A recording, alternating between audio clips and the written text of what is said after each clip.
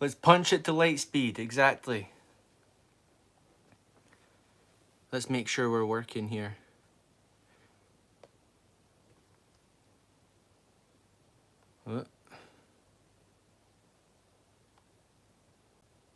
I can see we've got Star Wars Marvel Purist, we've got Captain Keeley, hello, hello.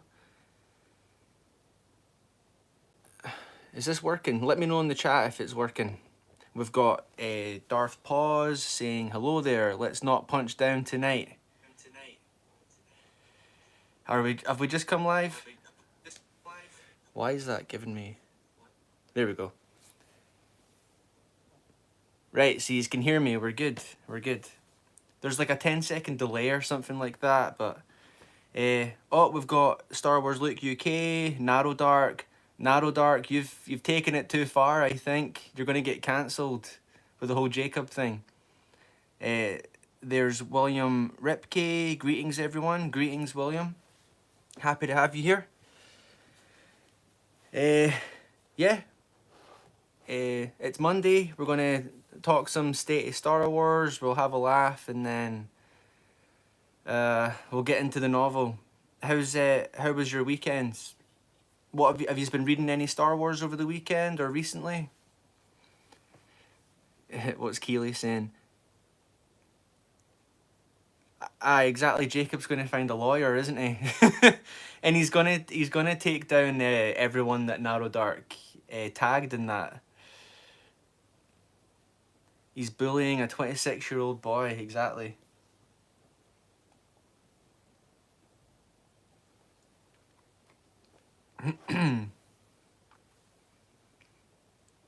I'll go first then. Recently, in the case of Star Wars, I have listened to the first few chapters of on audiobook. It was Dark Tide Ruin. So I've been listening to Dark Tide Ruin, which has been incredible because Onslaught was obviously more to do with, like, it wasn't from the point of view of the Vong, and then Ruin, right off the gate, it's like, is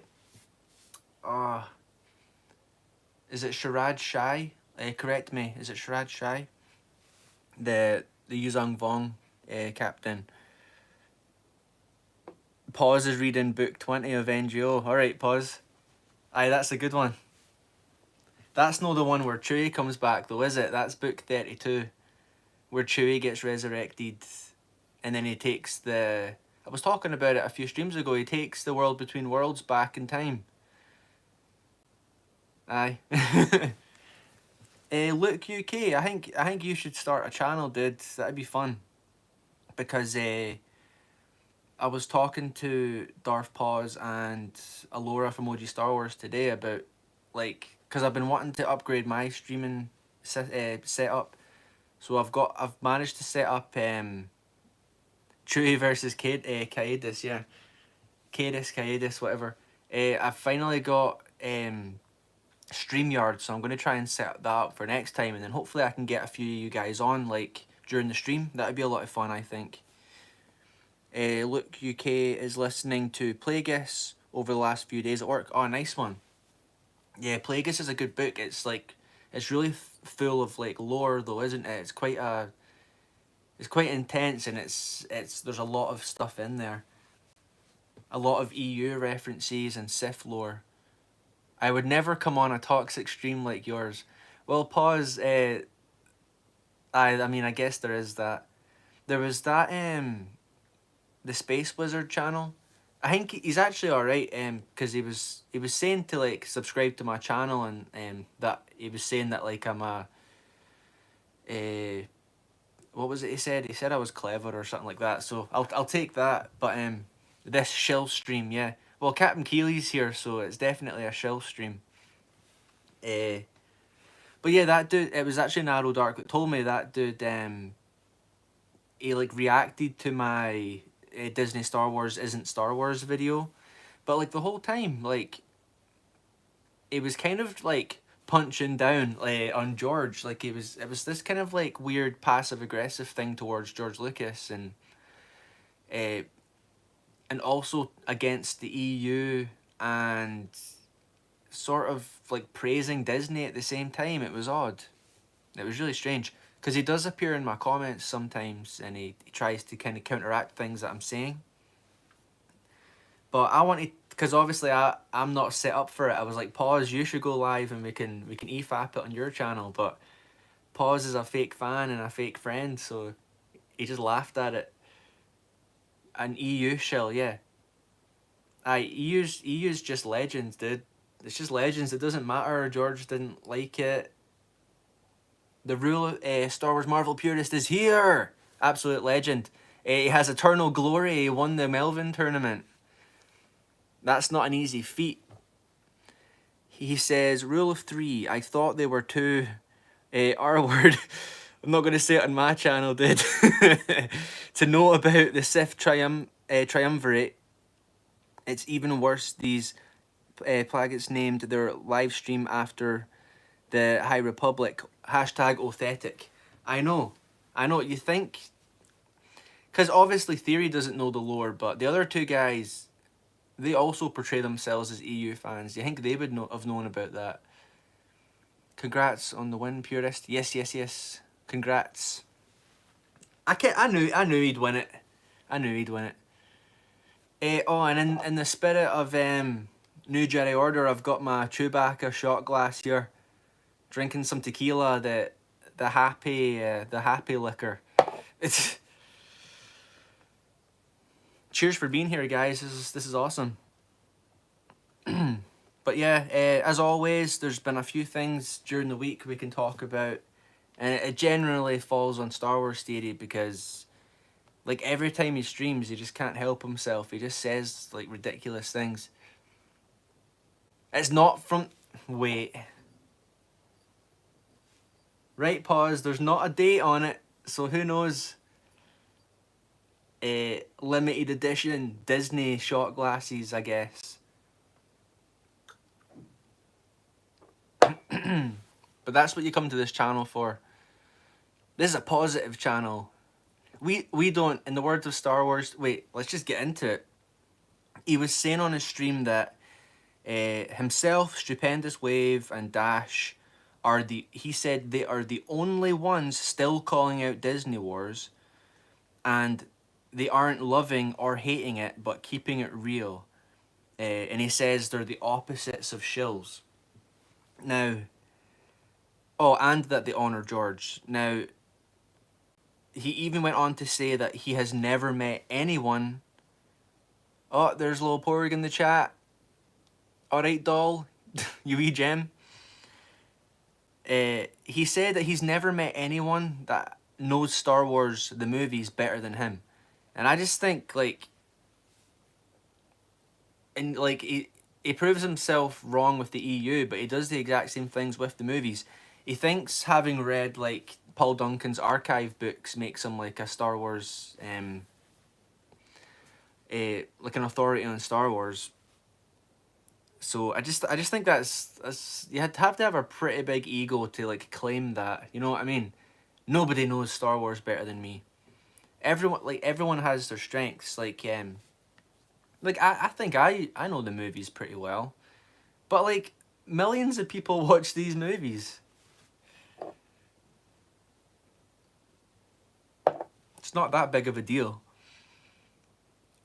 But he was saying that like when it comes to lore and knowing the intricacies, it's like he doesn't care. He said what was it he said? That stuff's just a Google click away, like a Google search away. He doesn't care about it. I thought that was wild. That was such a wild, bizarre thing to say. Insider Disney shill info though, Scran. Yeah, well, according to him, he knows people that are friends with George Lucas, and George Lucas loves Disney Wars, so... let's see if I've missed anything yous are saying.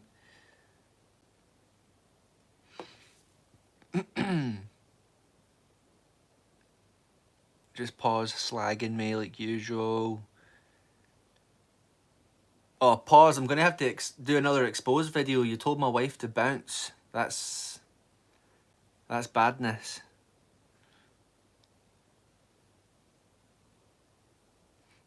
I talking of Disney approved sabers. I was playing KOTOR the other night, and I finally got to the bit on Dantooine where you get to make you're becoming a Padawan. You go from apprentice to Padawan, and you get to pick your lightsaber color, um, and you get green, you get yellow, blue, or green, and then I think I took the test, and is it a consular, a Jedi consular? Pause can correct me, or any KOTOR fans in the chat. So I got a green saber, and it was awesome. I'm not cutting about with a cortosis katana anymore.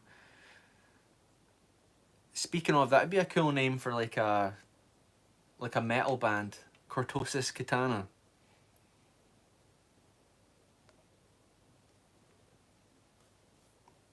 Little Porg's just a bot. So you know how Jacob's got the AI wife? Well, Little Porg's my AI wife.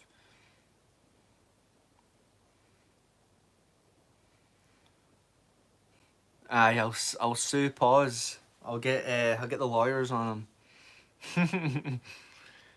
um, but yeah, the weird like with Kotor, like the yellow sabers, like the yellow Bastila Shan has a yellow saber, like a double edged yellow lightsaber, and it's awesome. Like it's like how much damage has Disney done to make those like uncool? You know what I mean?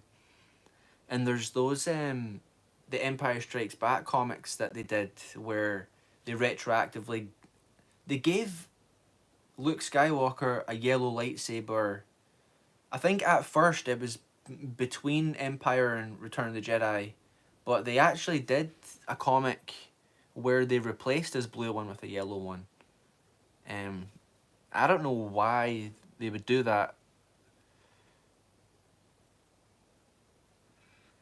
Yeah, Jacob's gonna sue Narrow Dark because Narrow Dark he took it too far. Yeah, I think he maybe took it too far.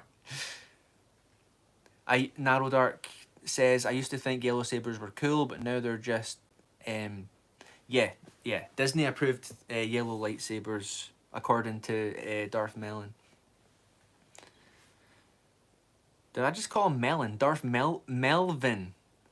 Melons are yellow too, so well, some of them. Darth Melon. Oh, I did. Darth Melon sounds like a Star Wars character, to be honest with you. Yeah, the internet's forever. Like whatever you say on here, aye. So there was that whole thing with Star Wars Theory talking nonsense. You know what he does. He's the authority on Star Wars. Um, but then it's like they genuinely believe that they're honoring George. Like they like to watch this stuff. They like to review the stuff, promote the stuff, praise it, and then when it suits them, they're like, "Oh, Disney have trashed it. Disney are awful." Blah blah blah. Like this channel, we honor George on this channel, and it's like, I think they actually believe it because in their heads they're like the good guys. They're like the biggest Star Wars fan ever. Like I remember being younger, and say there was like a band, like a rock band that you liked, and then someone else would start trying to share songs with you from this band, and you're like I already know that stuff, and it kind of made it you got kind of protective over it. I think Star Wars is a bit like that when it's something that you enjoy so much and you feel like you have a good grasp of, you kind of are a bit protective of it over that. So I think everyone in a sense feels like they have some sort of authority over it, but not to the point where you're claiming to be like the biggest fan. I know for a fact I'm not the biggest Star Wars fan. Like I love Star Wars, but like I say, everyone has their strengths. And theories obviously isn't the EU or the movies. So yeah, Lil Porg knows. I think you hate YouTube and you hate Star Wars by this point. I think that's fair to say. I'm just sad I didn't release it months before, so less people didn't throw their money away and get ripped off. Oh, is this to do with the theory sabers? I think I think your recent video will go viral, Purist.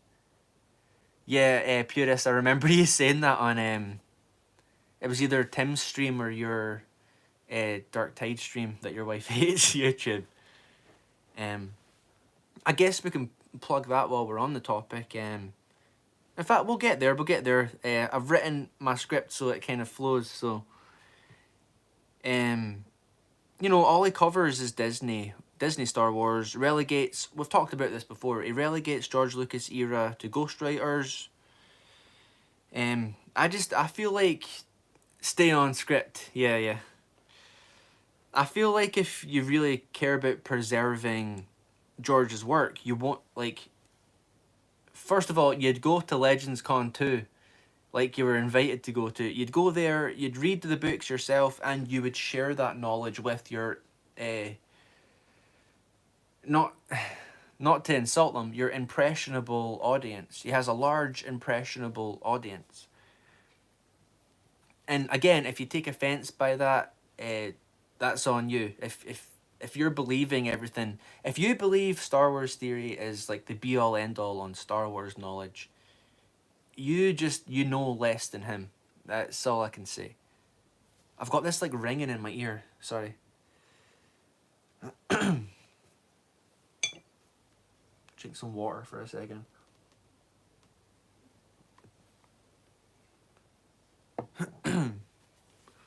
He's too busy to read NGO, but he can watch The Sopranos.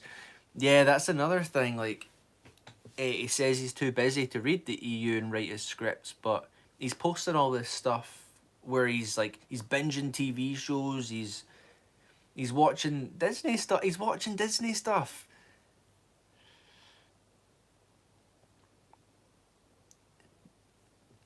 You guys know you're funny because I can hear Mrs. Scran laughing in the next room. It's awesome. Hey, OG Star Wars is here. Hello, Alora. Nice to see you. We're just talking a little bit about when on Theory's stream when he was saying that like he knows the Star Wars movies better than anyone, and I know for a fact Alora could beat Star Wars Theory in a trivia, like not even just on the EU, like obviously she could in that sense, but even the movies. Is The Sopranos a 7 out of 8 or is it a 7 out of 10? 7 out of 10, Purist. Pardon me. So there's that. He refuses to read the yeah, agreed, OG. Narrow Dark, it can't be a 10 out of 10. That's like what are you comparing it to? Oh, Jedi Rifter of the EU's in the chat. Purist and Pause versus Theory in a lore battle would be worth watching. Oh yeah, and throw OG Star Wars in the mix as well. Like Pause held his own against 3 adults that came into his stream. Imagine all 3 of them together. That would be amazing. The problem is like no one will have OG on because they know for a fact she'll own them. Hey, Decrepit! Good to see you, man. I love when Decrepit can turn up. That Decrepit, that clip you showed us on your stream that I was on, from the Clone Wars season 6 with Dooku, and obviously Obi-Wan finds out that Dooku's Tyrannus.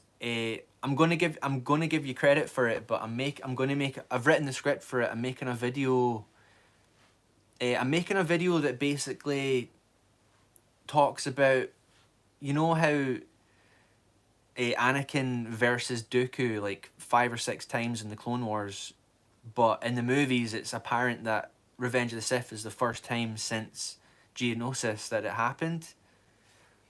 I'm going to start the video off like that, but then like the twist is that the final battle that they have is the one you showed us, and it's like right there and then Obi-Wan should tie all that together. He should say, right, Dooku's Tyrannus, he told me that the Republic was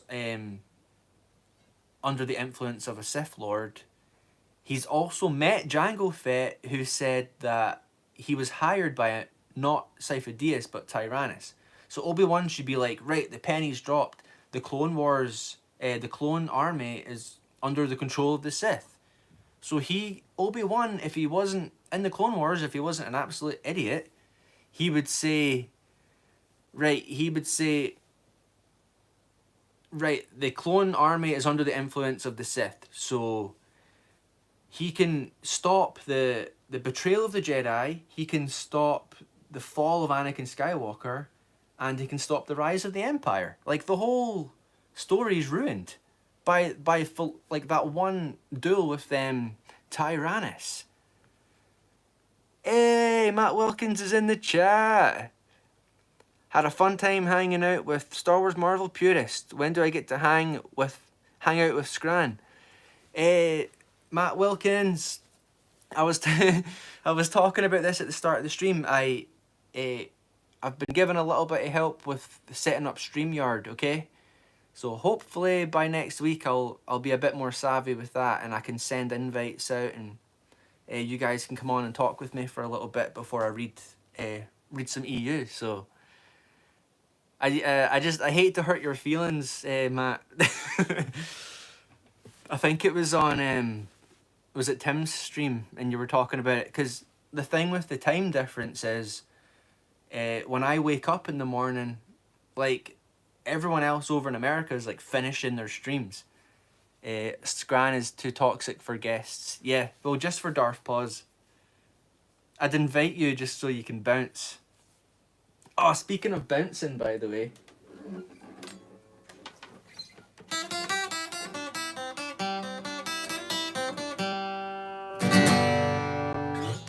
You can bounce. Change your tune or bounce. Banjo's in the chat, please.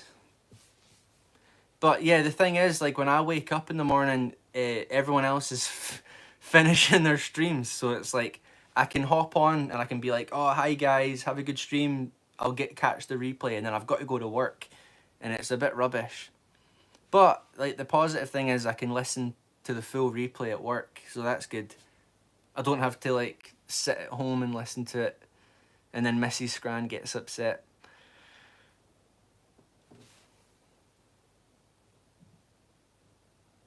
But yeah, that Clone Wars episode where Obi-Wan finds out that Dooku's Tyrannus, like, that's it over. Like, and then, so those Continuity Wars videos I did, like, I didn't even say a word. It's all just clips from the behind the scenes, and I guess I put a little bit of dialogue at the bottom. I was maybe a little bit unfair with some of it, like a bit pernickety or not given the benefit of the doubt, but like a lot of that was to do with just trying to paint the picture that, like, Filoni had so much control, and that a lot of it wasn't exactly George's decisions. It was what Filoni wanted. So, like, going forward, I'll try and be a bit less kind of like breathing down their necks, I guess. But, like, once I do the season 6, like, I don't really want to do anything for season 7 because it's Disney stuff. Like, I'm kind of getting to the point where I don't want to waste my time talking about that stuff. Like, I really just want to talk about the original continuity and share that out, because if you want if you want Disney lore, you can go to these other channels, you know what I mean?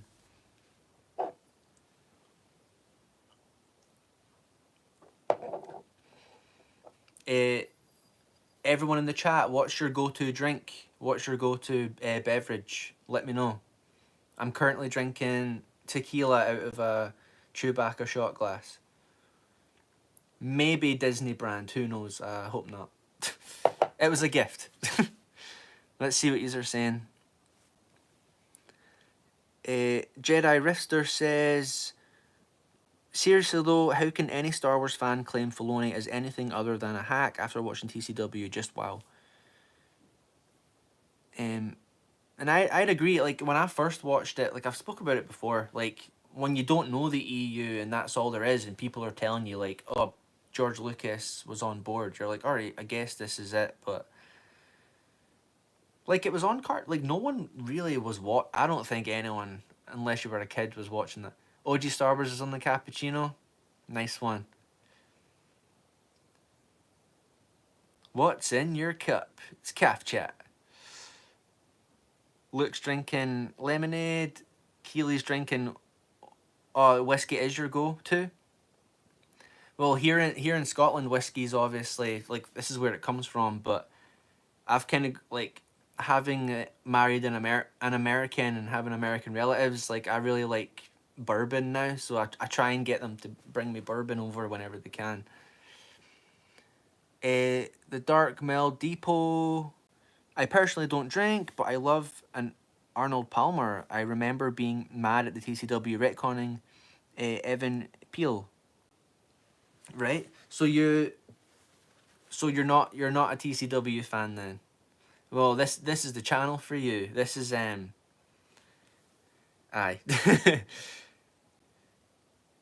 Purist says, "Oh, I'm drinking water. Those were my go-tos."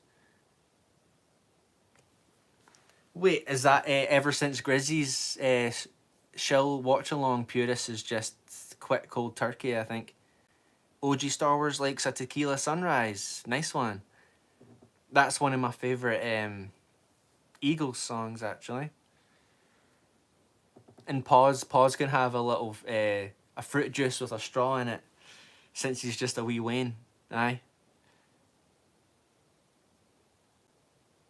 Oh, cause you're working. All right, purist. Oh, he's gonna purist is gonna be on the rum. Sorry if I've missed any. But like I like to go back the day after and see what we're all saying anyway, so it's all good. TCW has like 25% good stuff, 25% meh, 50% dumb. Yeah, and especially after George like properly stepped away and Filoni had full control. If honestly, if you haven't watched those continuity wars videos I did, you don't have to listen to my stupid voice rambling. Like it's just like I went through it and I clipped it all, and it's pretty mental. And if you're someone that knows more EU lore than me, like obviously you probably do, you're gonna catch more stuff than I did. Um, but yeah.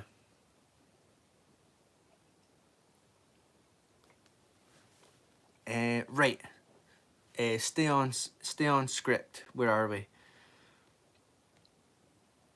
I just think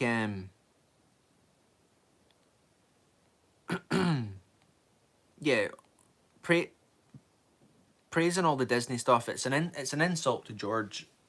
Um, but there are plenty of channels out there that are preserving the lore. Um, Star Wars Theory isn't one of them. Water is my always go to. Right, I know someone in real life that they only drink diluting juice. They say that like I don't know. Do you have that in America? Like, is it like squash? I guess you'd call it. It's just water with like flavoring in it, and they say they hate the tasty water. And I'm like, you're a grown adult. Drink some water. Star Wars Theory is saving Star Wars single handedly. That's true. That's true. The best thing about water is you can drip it into you can do a couple drops into whiskey and it changes the whole flavor. You got two whiskeys. That's my input on water. But yeah, there's plenty of channels out there that are preserving the lore. Like I can name a handful. Sorry if I miss anyone out. You've got OG Star Wars, Alora, obviously. Uh, Star Wars Marvel Purist. You've got the United Spacers Alliance. Tim. Uh, Darth Paws does when he's not trolling. Decrepit. You've got Captain Keeley talking about it. Narrow Dark's covering the Legacy comics. Uh, there's loads of good channels. Mandalore. If you haven't subscribed to Mandalore, his channel is great. Matt Wilkins. He does all the the rereads and uh, reviews and stuff like that. Darth Pause theory Star Wars theory told me that you're just a troll. So yeah, Narrow Dark knows Mandalore. I think he kind of just keeps to himself, but I know Alora interviewed him like a while ago. That's how I found his channel. But I like his stuff. It's good. Loads of good channels.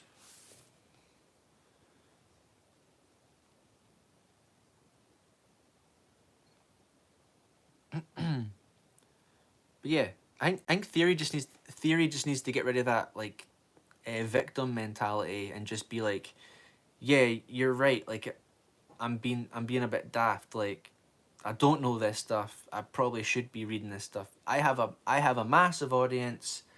I'd love to share George Lucas era Star Wars with them and get everyone talking about like just ignore the Disney stuff. Ignore it.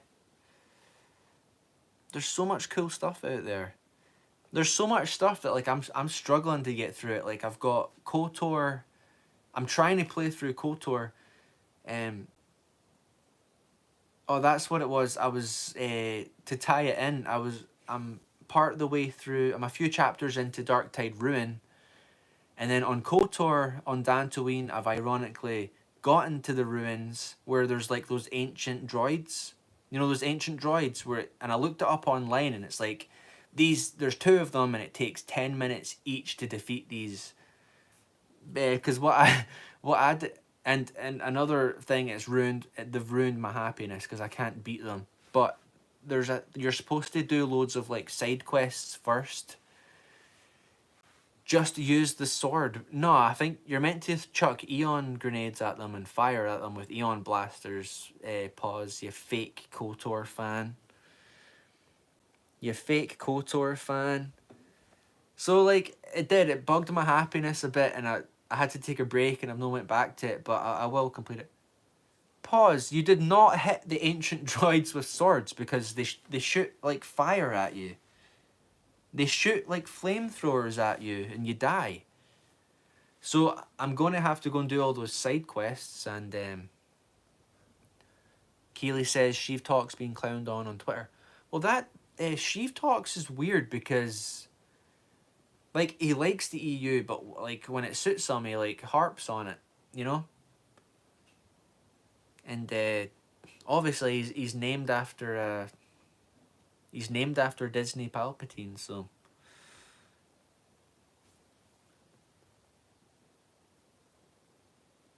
Pause says I just used the Force on them to freeze their flame.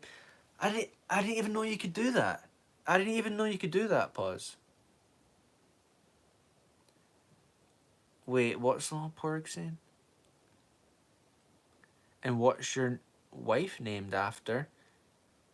You don't get a. It's not like Skyrim. You don't get like a wife.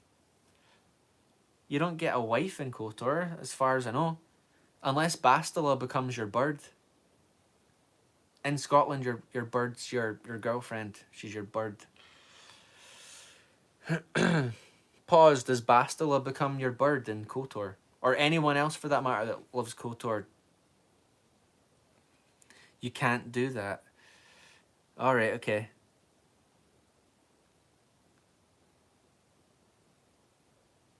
Pause has discovered KOTOR abilities that nobody else has. He is KOTOR. Scran fake wife confirmed. Yep.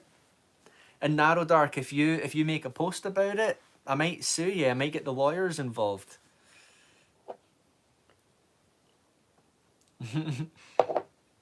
But yeah, so there's KOTOR, there's Dark Tide Ruin, and there's Cloak of Deception. And it's trying to divide your time among it, especially when like the older people in chat will understand, especially if you're married and stuff. You've got to kind of divide your time up, and like I have a really hard time like kind of compartmentalizing that and trying to like find time for stuff, because you've got responsibilities, you've got real life stuff you got to deal with, and all you want to do is read Star Wars novels, and it's like you're a grown man, you should probably be taking care of business, because That's what men do. They take care of business.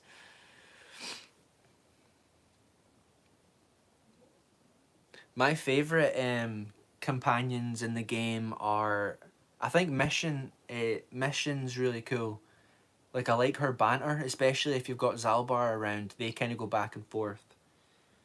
Obviously, Bastil is really cool, and then fake fan alert. The Mandalorian bounty hunter guy is Ordo, something Ordo.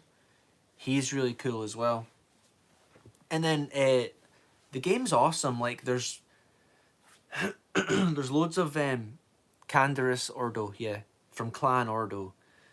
The game's got loads of like loads of lore in there. Ah, brain fog. I had a point there. I was going to talk. Fake fan. Pause. We know I'm a fake KOTOR fan. It's all good. It's all good.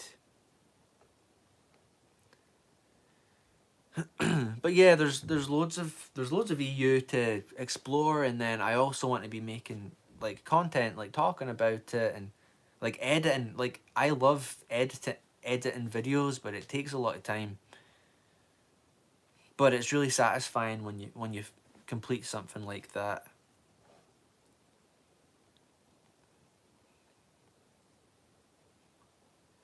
Um,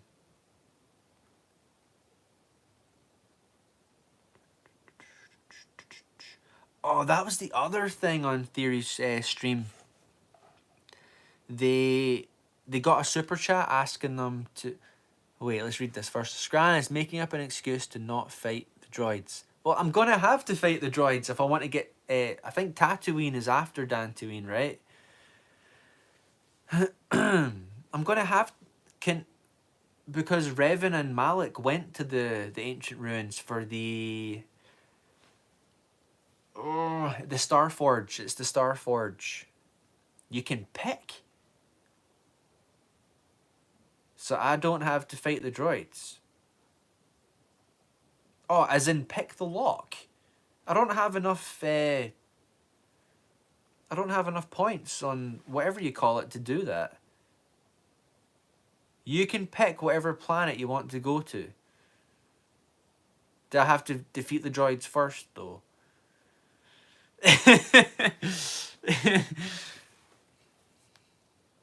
Yeah, I'm not. I'm not a gamer. I'm not a gamer, and I'm in it for the. I'm in it for the story. Yes, beat the droids, you fake fan.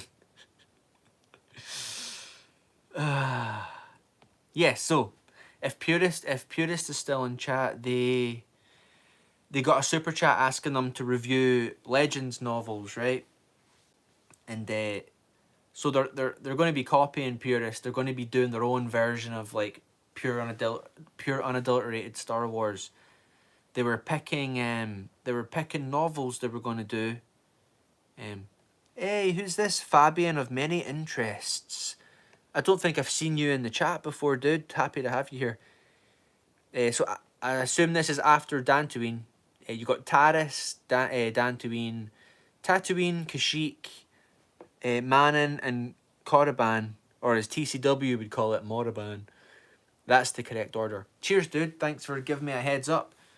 Because Darth Pause doesn't give me a heads up because he never told me about these droids that take 10 minutes each to defeat, so...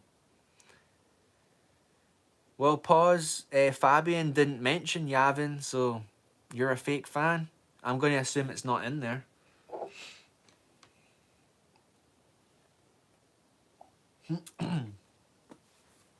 Fake KOTOR fan. Just like Star Wars Theory. So what was the... They picked... Obviously they picked Plagueis because it's the only one they know. They picked... They picked... Red Harvest. According to them... Yeah, I can't handle turn-based combat. Hey, I do love Darth Pause, but not as much as Gio Lillipore. It's all good. I love all of you. I love all of you. Especially if you're kind to me. Oh, I'm gonna have to plug the charger in.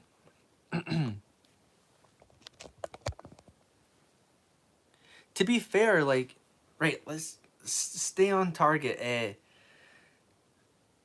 Darth Plagueis, Red Harvest.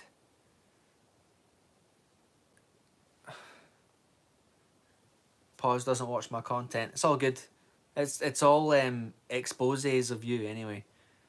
Um, Red Harvest. They did um, Shadow Hunter, the Darth Maul one, and it was Dark Tide Onslaught, right? And then Theory says, like, should we?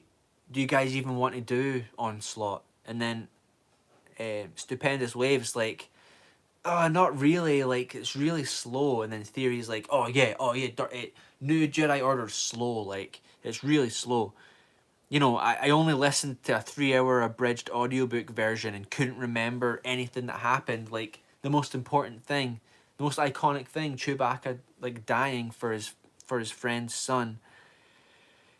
Um, you know, it's boring. It's really boring. I've only listened to that, but it's boring. It's not like George Lucas was involved with the development of that. It's not like he decided Jason was going to be the hero. Because two Anakins would be confusing for fans. You know, because fans actually read the stuff. That's right, Fabian. That's right. uh, Ridiculous. And then so yeah, they're not going to cover New Jedi Order, but there's a collective bunch of us that have been. I'm only on book 3. Purist has been covering it on his channel. He just did Onslaught with United Spacers and Matt Wilkins. It was a really good stream, actually. John Goetz came in at the end. He actually was really insightful. Like, that guy likes to joke around, but he's actually got some good things to say. And his reviews have been good as well. Alora, obviously, OG Star Wars, has been covering New Jedi Order on her channel. Aye, it's it's weird. They look down their nose at it. They don't understand like what it is. Yeah, we know Captain Keeley loves John Goetz. He gives him a hard time, but you can tell he likes him. Star Wars Luke says I might listen to the Bane trilogy again this week actually. All right, okay. That's one I still need to get under my belt. The Darth Bane trilogy. Darth Pause doesn't like NGO. It's too slow. He doesn't like. He doesn't like it. Let's scroll back a little bit. I was talking a lot there.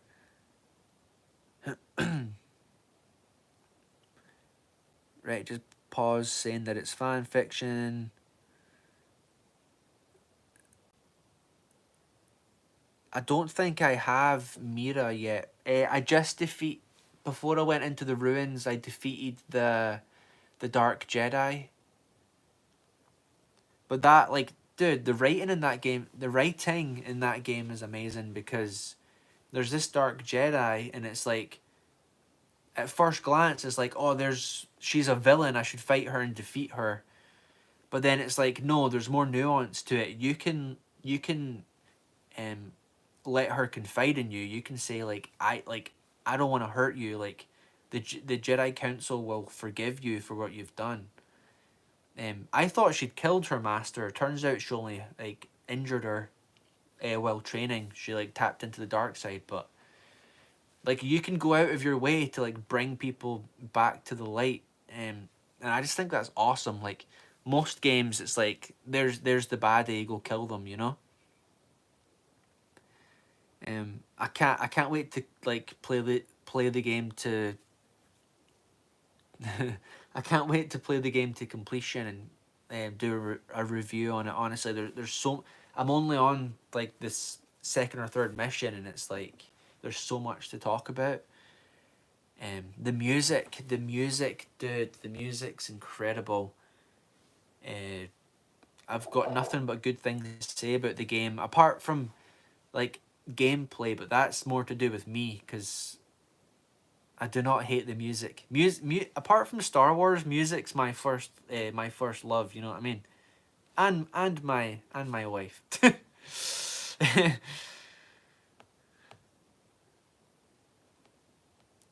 I was listening to.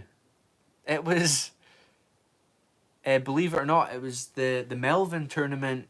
I was listening to that during work today, and it was when Marvel Purist won. He actually won the tournament, and then Melvin started playing the.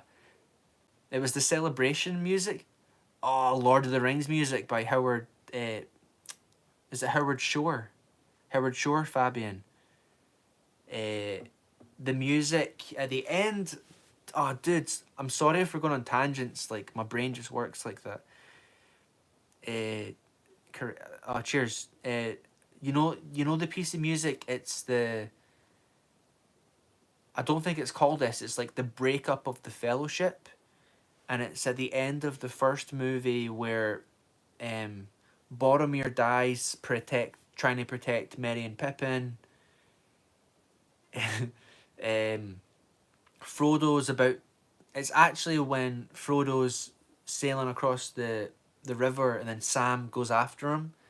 As soon as and Sam starts to drown, and Frodo grabs his wrist and pulls him back up. They took the little ones, yeah. Uh, Frodo pulls Sam back up. They embrace, and then the Fellowship's broken, and then shut up, pause. Shut up. Uh, and then Aragorn, Legolas, and Gimli run into They're like Frodo and Sam are out of reach, but we can still save the other hobbits. And then they run into the forest. Like that piece of music, it's beautiful. Like it's beautiful. And the thing with Lord of the Rings, the movies is they're not accurate to the novels either. You know what I mean? But the thing with that is the movies aren't canonical. It's not like Star Wars where you've got the move. It's all like multimedia. The movies to Lord of the Rings are like an adaptation of the novels, and you know, books don't transfer to film easily. But the thing that Peter Jackman managed to do was like capture the essence of the story. Like there's even like chapter titles where they're like lines of dialogue. He'll take lines of dialogue from certain characters and give it to other characters, but like the whole time he's being very faithful to like the essence of the story. And it's not like when Disney takes EU, because obviously they scrapped it first and then they cherry picked from it, and then it's not like they've taken Jason Solo and put him in the movie. They've created Kylo Ren, who's like a replica, like a rip off of Jason Solo, you know? Sorry, I just totally nerded out for like 5 whole minutes there. Sorry.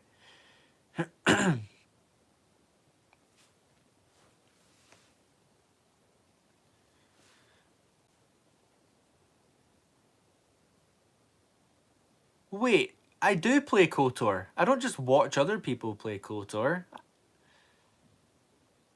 I'm a rip off of Kylo Ren. Aye. Um, but the original point was it was funny because it was during Melvin's tournament, and then he played the celebration music from the end of A New Hope. And like I was just like working away, and this music is like he played the whole track from like when they get their medals to like the end of the credits, and I'm like genuinely like tearing up during work, and I'm like, why is this music hitting me so hard? And I was genuinely trying to think about it, and all I could think is that like it's something really familiar, and like my brain goes to like the thing with Star Wars is like that timeless heroic tale, and it's like you are involved with the characters. You're that involved, and especially if you're reading all this extra material, it's like Ari Salvatore talked about. Like when you're reading this stuff, you find friends in these characters, and when they're going through things, you feel it. You know, it's real. It's really real. Purist says, I prefer the Return of the Jedi celebration, but A New Hope is sick too. I'm a Return of the Jedi shield. Yeah. I mean, the Scran gets emotional over a movie about space wizards and laser swords. Yep, it's true. But yeah, the Return of the Jedi celebration's good. Is it? Are you talking about the? Not the Yub Nub, right? Not the Yub Nub. It's like the Ewok celebration. Wait, I play by ear. Let's see if I can get it.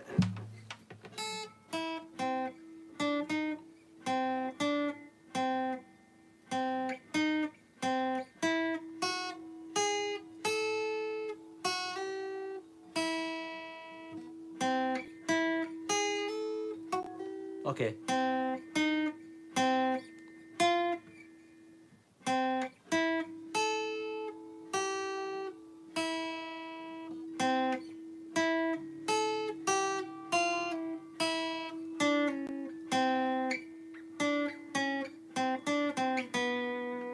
Yeah, something like that. I'll practice it for next time.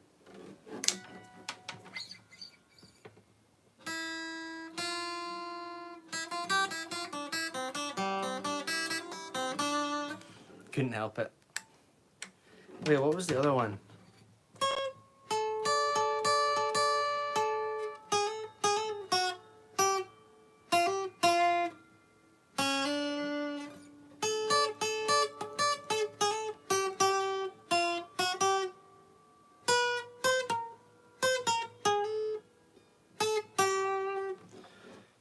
Scran really loves the special editions. Like there's like the Empire Strikes Back's the least offensive one.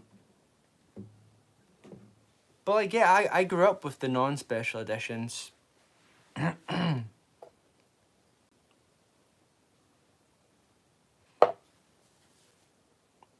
Cheers, Luke. Oh, is Fabian away?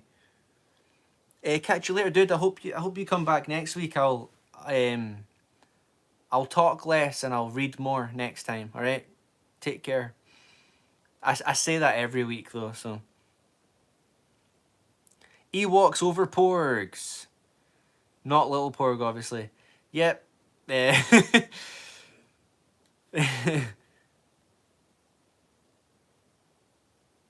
Who said they don't like the Outrider?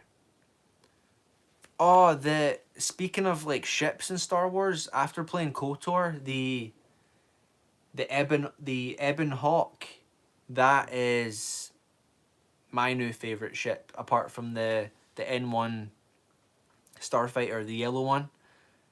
The Ebon Hawk, yeah.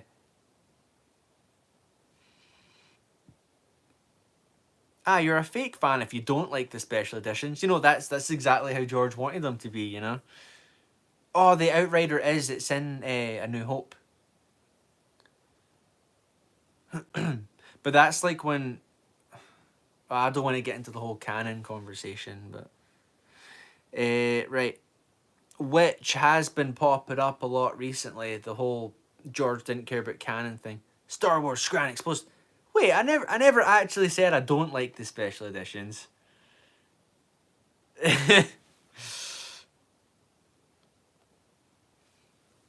Keeley says, Ebon Hawk has always been my favourite. I saw it once and just loved it. Great design. It's like when Liquid Blake got me to say that I only cover Disney Star Wars on my channel. Oh, and I wore my Batman shirt for Blake as well, but he's not here, so...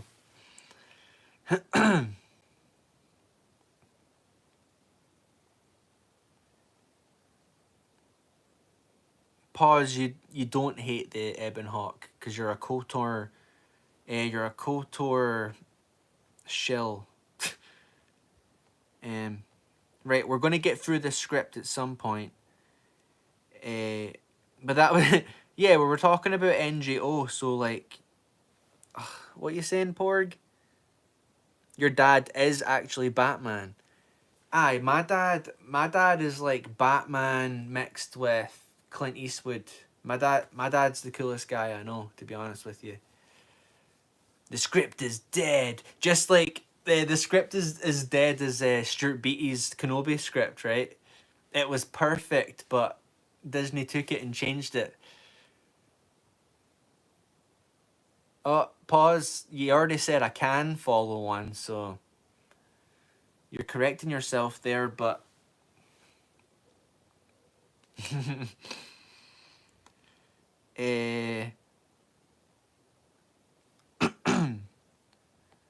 we talked about Purist Stream promoting Onslaught. Oh yeah, like they were saying, obviously they were saying that it's slow. NGO's slow, and then they were like, they were trying to get the book series in order. They're like, oh, which I think, Fate of the Jedi comes before NGO, right? They always do that. They're like, what's it called? They're like, it comes before it, right? And then the other two are just sitting there like, eh, I don't remember. There's so many of them. You can hear him typing away, and then Theory's like looking to his screen. He's like they're typing it into Google, and like between the three of them, they still can't work it out. If you're listening, it's New Jedi Order, Legacy of the Force, and then Fate of the Jedi. And you don't just skip NGO and go straight to Legacy of the Force. That's ridiculous. Oh, NGO's too slow. Let's just skip it. Haha, some of that will be in Star Wars Normie Episode 2. Yes! They did that months back. Never got to finish that video. Oh yeah, but they do it they do it every week, and it's because they know that we're all talking about it, and like they see it. They see that stuff. Keely says, you know what? I might stream myself reading the Jedi Apprentice book I found. Did you find it on the bus? Someone just left it on the bus. I've never played KOTOR, but Revan is my favourite character. Yeah, Keely, like Keely's, I like Keely's streams. They're different. Like I think everyone brings something different to their platform, you know? Keely's got his own thing going on, but like I like catching those replays because he's really like nonchalant. It's good. Wallscran, you haven't played KOTOR, but Revan is your favorite character.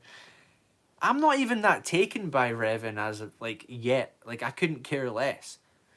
I mean I've got his lightsaber. I've got his lightsaber that I bought from Theory for for 1,000 Canadian dollars. Power on. Oh yeah, prequel blue, prequel blue. It needs charged, but Your move. your move. Is it gonna turn off? Power off. Power off.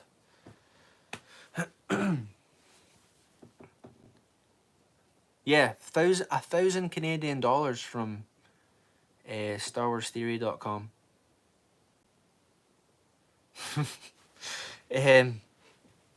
Let's see. We're off topic again.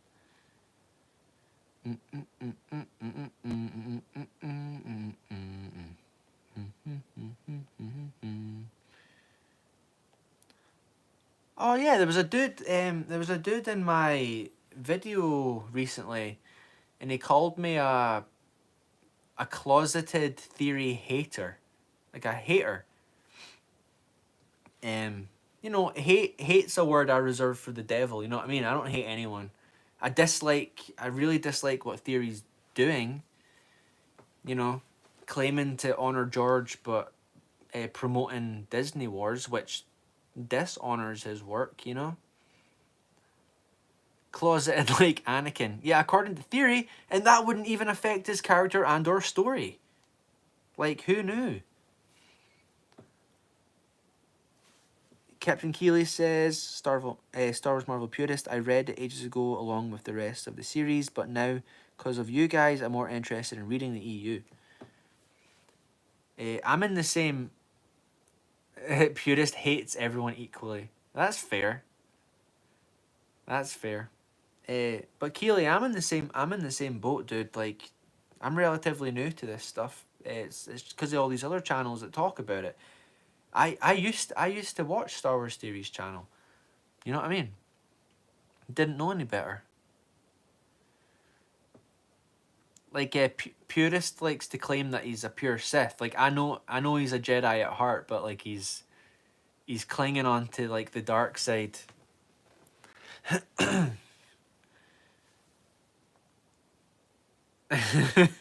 Well, grey Jedi aren't a thing. You cannot harness light and dark. Like, it's it's not like light and dark, and then it's not like light and dark and balance. You've got balance, which is light, dark, imbalance. Every time I try and like explain that to someone, they're just like, no, that's not how balance works. The light is the balance. Dark side, imbalance. Triggered. I'm triggered. Let's see.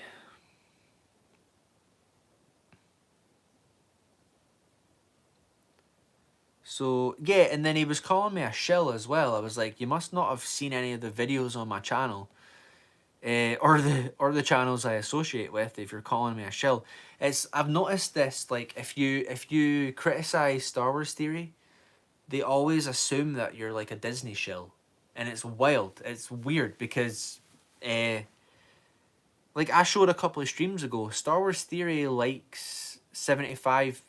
It's mathematically accurate. He likes 75% of Star Wars, Disney Star Wars content.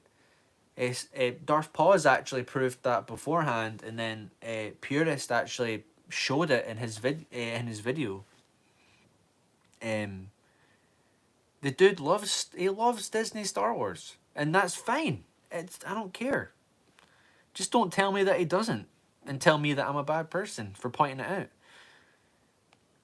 So, yeah, that the rule of three. They're a bunch of posers.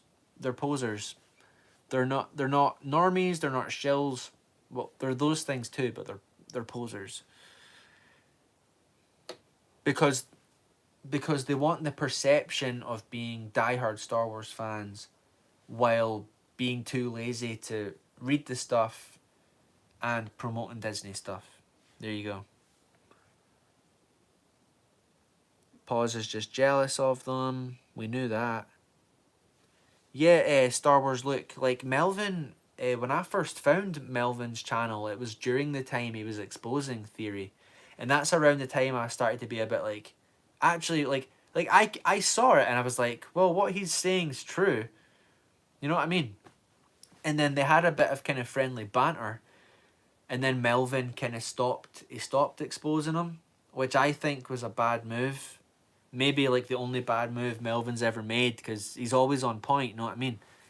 But like even more recently anyway, like if the theory does something, Melvin's like he's on him. Like I think it was after the Acolyte because everyone thought like, oh, Star Wars theory's seen the light, you know? And then dude, it's like I say, poser, he jumped on the Acolyte hate. He bought the NGO books, blah blah blah. Seemed like he was like coming around. He realised that Filoni wasn't all that. Aye, the Last Jedi 2.0. So he came on board, so it seemed, and then dude, as soon as Skeleton Crew dropped, oh, this is just a fun thing. It doesn't affect lore. I can't wait for the next one. George Lucas would love this. And it's like, what are you doing? We had so much momentum. There was so much momentum there for people just to be like, right, Disney Star Wars isn't all that. Like, no one wants to watch it. Uh, and then speaking of that, Acolyte, everyone's raving about Acolyte being number 2 on Disney Plus. Uh, that's not even a good thing. What was the number here? Acolyte has a 2.7 billion minutes watched, and they aren't even in the top 10 shows, which they're from about 7.3 billion up to like 12 billion minutes watched. So, like, well done, Acolyte. You're the second worst out of the Disney Plus shows. Like, 2.7 billion minutes watched on a Star Wars project. Are you kidding me? I don't hate Melvin. Melvin's one of my favourite channels. Melvin ends careers. It's true.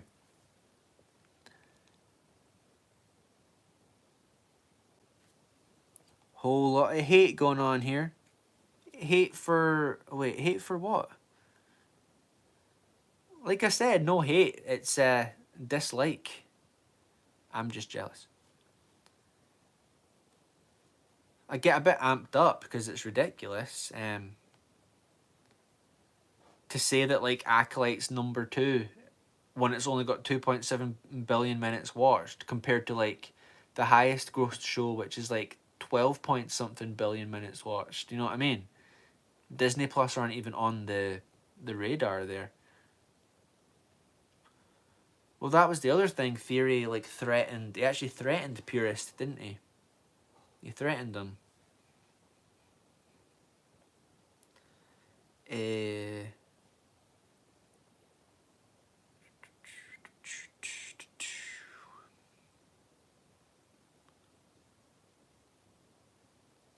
but yeah, all I know is that like he's probably never going to read New Jedi Order, but he will. He will pay money to Disney to go watch the Rey Palpatine New Jedi Order movie. You know what I mean? It's weird. It's like that video I made the other week.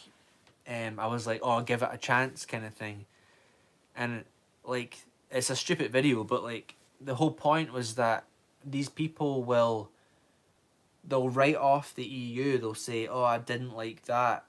They'll never give it another chance. But then when it comes to Disney Wars, even if they dislike it, they're like, oh, the next one will be good. Oh, the next one will be good.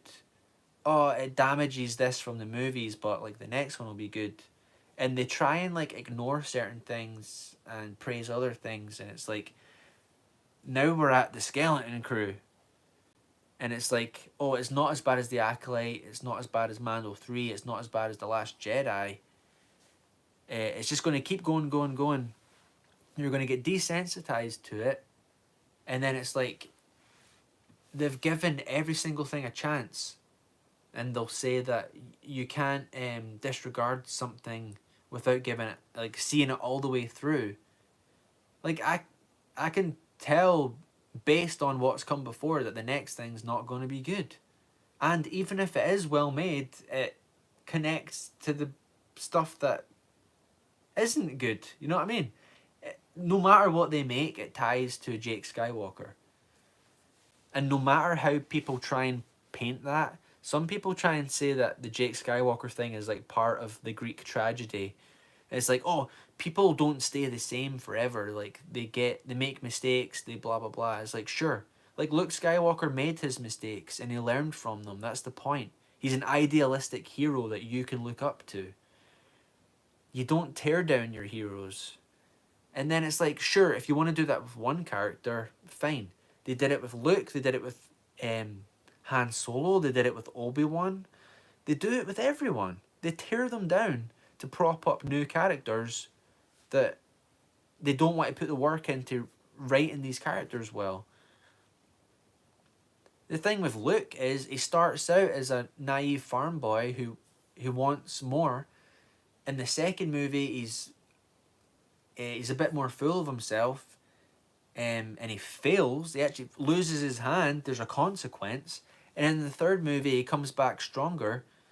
And the whole thing with the hero's journey is that you leave home, you go on an adventure, you save a princess, you slay a dragon, and then you return home wiser than you did before. Kind of like in Lord of the Rings with Frodo and the hobbits. They come back to the Shire wiser than they did.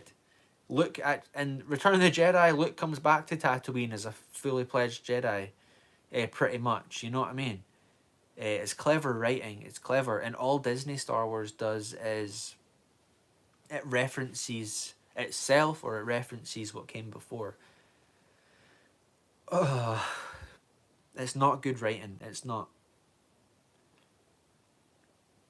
Does anyone have anything to say about that before we move on? Because I'm ranting. Lord of the Rings is a long walk, yes. Dude, I'm not even a particularly like articulate person, and I can see why Star Wars works really well. You know what I mean? And when a Disney thing comes out, you can see why it falls flat on its face.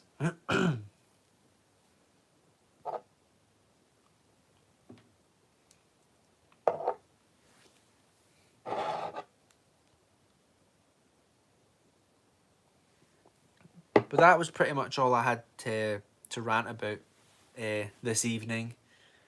We are going to get into the novel in a little bit. I'll chat to you a little bit first because we've got some time here.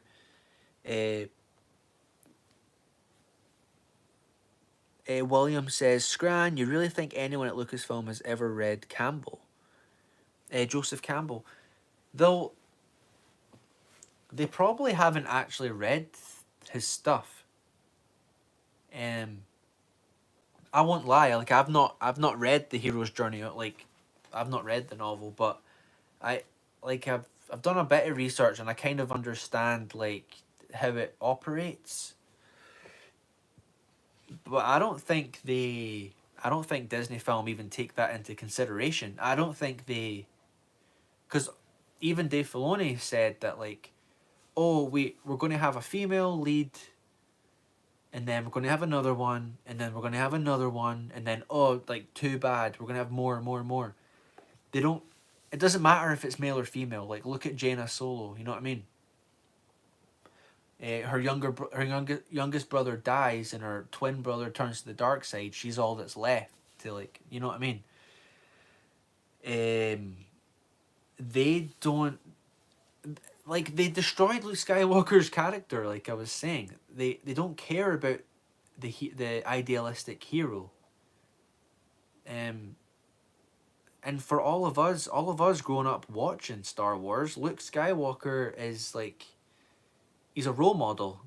It's like reading about prophets or Jesus in the Bible. You know what I mean? It's people you can aspire to imitate. You can aspire to imitate these people that like that make sacrifices for the greater good and for the protection of people that can't protect themselves. And it's like it's like an integral thing for like humans. That's why Star Wars works so well. It's a timeless tale. It's something it's like a story that's been told time and time again over the centuries, been compacted into this like sci-fi wrapping, you know?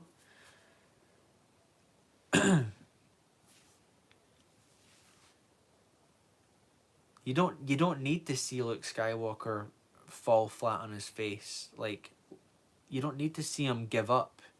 You you need him to act like himself and say, no, I'm not going to give up. I'm going to do anything I can for the people I love, you know? A modern myth. Yeah, Star Wars is a modern myth. It's timeless. And that's like George said in that clip. He's lost control of Star Wars. But episode 1 through 6 is it's very much his philosophy, and it's a philosophy that goes beyond a certain period of time because it's influenced by history and philosophy and loads of other things, you know. Davish, good to see you, dude. Davish, what is your view on the timeless tale? You know, like the hero's journey. Luke Skywalker being a symbolic, idealistic hero. Do you like that Disney made him, like a coward? You know what I mean? And then they'll say that like at the end of the movie, he wasn't a coward because he like he force hologrammed himself across the galaxy, blah blah blah. Like I I might have get like having not have been an EU fan at the time, if Luke Skywalker turned up, if he actually turned up in person and fought Kylo Ren. But then even then, like Ryan Johnson said, I've got the clip if you don't believe me. Ryan Johnson said that Kylo Ren's rendition of what happened is the truth. So Luke Skywalker, Jake Skywalker, tried to kill his nephew in his sleep, right? So if Luke Skywalker goes to face him, why is he like taunting him the whole time? He's like, I don't even remember what he says. Jake Skywalker taunts Kylo Ren while he's fighting him, and then he whips out the blue lightsaber, and you're like, he doesn't own that lightsaber anymore. He can't be there. And then it turns out he's a stupid hologram. Like he didn't even show up. If they wanted to pull out the fan service and all that crap, they would have had Luke lift the X-wing out of the water. He would have flown there and saved everyone. Yeah, utter nonsense. I agree, William. It's like just thinking about it. Like you know that you hate that you dislike that movie, right? You might hate it. Um, but when you think about it, you're like, how could they get that so wrong? And they like to act like George Lucas had yes men around him. Why did no one tell Ryan Johnson, you shouldn't be doing that? Like, you should not be doing that to Luke Skywalker. And I guess Mark Hamill did. I guess he did at the time.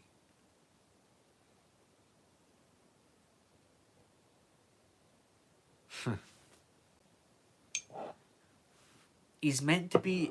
Luke Skywalker is the idealistic hero that you can look up to.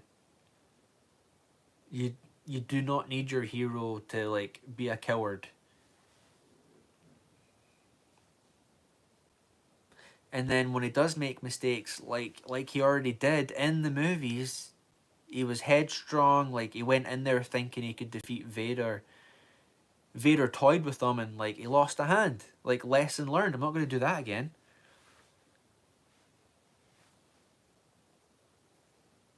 He made his mistakes.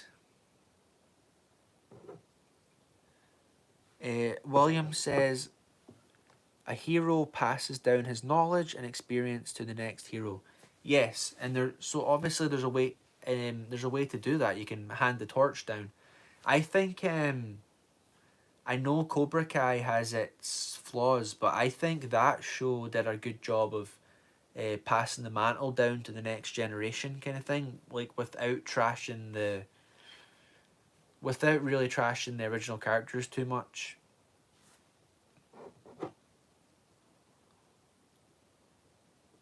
Like everyone likes to say that Heir of the Empire was like the sequel trilogy. I think they should have started around the New Jedi Order era where Leia, Han, and Luke and Lando are older, um, and then they can pass the torch on to the Solo twins and like Ben Skywalker when he comes along.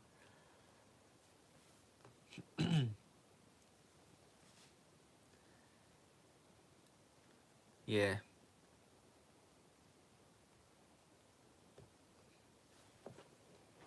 Not good.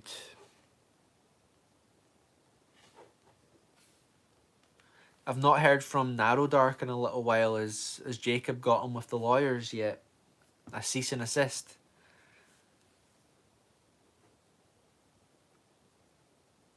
The Thrawn trilogy isn't the sequels, that's NGO Fate of the Jedi. Yeah, yeah. I've not even finished. I'm only on Dark Tide Ruin. Indefinitely. Because even if they did, oh, there's Narrow Dark. I made an apology on Twitter. Did you actually? I'm really sorry. Oh.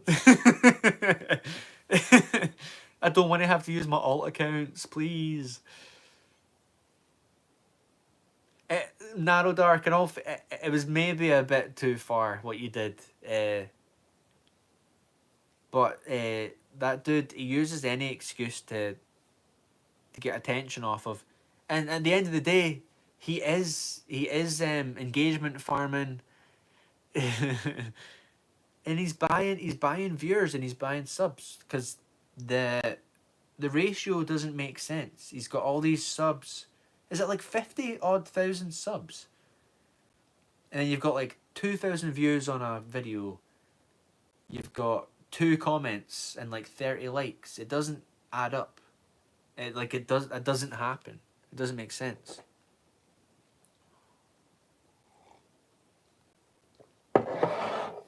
The good thing with it's not that it's a good thing, but the chapter we're reading tonight is only 7 pages, so that's 14 sides, like a few pages less than usual. So we'll get through it a wee bit faster. And obviously, Purist has his stream in a few hours, so we'll be able to catch up on that. Hans Strang, I don't recognize your username, dude. Good to see you. Thanks for popping in. You're kind of coming in at the back end of like the hangout chat. We're going to get into the novel in a few minutes. You can always catch the replay. I think it was a pretty good conversation about the hero's journey and the state of Star Wars to do with these corporate YouTube channels that claim to be George Lucas purists but just praise and promote Disney continuity. Shatterpoint, yeah, man. We are on. That's our progress. We're on chapter 7. It's called Games in the Dark. Mr. Glass, chapter 7. Hans Strang, since you're new in the chat, have you read this book before? We've got mixed feelings on it. Some people like it, some people don't like it, some people feel like they prefer it the second time around. When I've been reading it, so I've been really liking it. It's maybe not the story I would have written or wanted for Mace Windu, but there's definitely slow chapters, and then there's chapters where there's a lot of action and like character growth and a lot of lore to do with this Harun. Is it Harun Kal, the planet?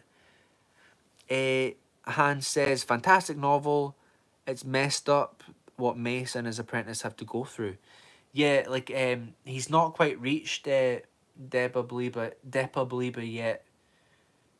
But he's definitely. It's obviously only a few months into the Clone Wars, and he's not used to this kind of warfare, is he? And this planet that he's on is quite dangerous, and he's interacting with these people that he wouldn't normally be around. I do a chapter a week, so I'm trying to. I should have looked and summarized, but I believe the last chapter he saved a few kids from this this kind of shuttle that was about to fall over a cliff. There was lava coming up to it. The other villain reminds me of Batman's Bane. All right, looking forward to that. I don't know what that's about. Looking forward to that.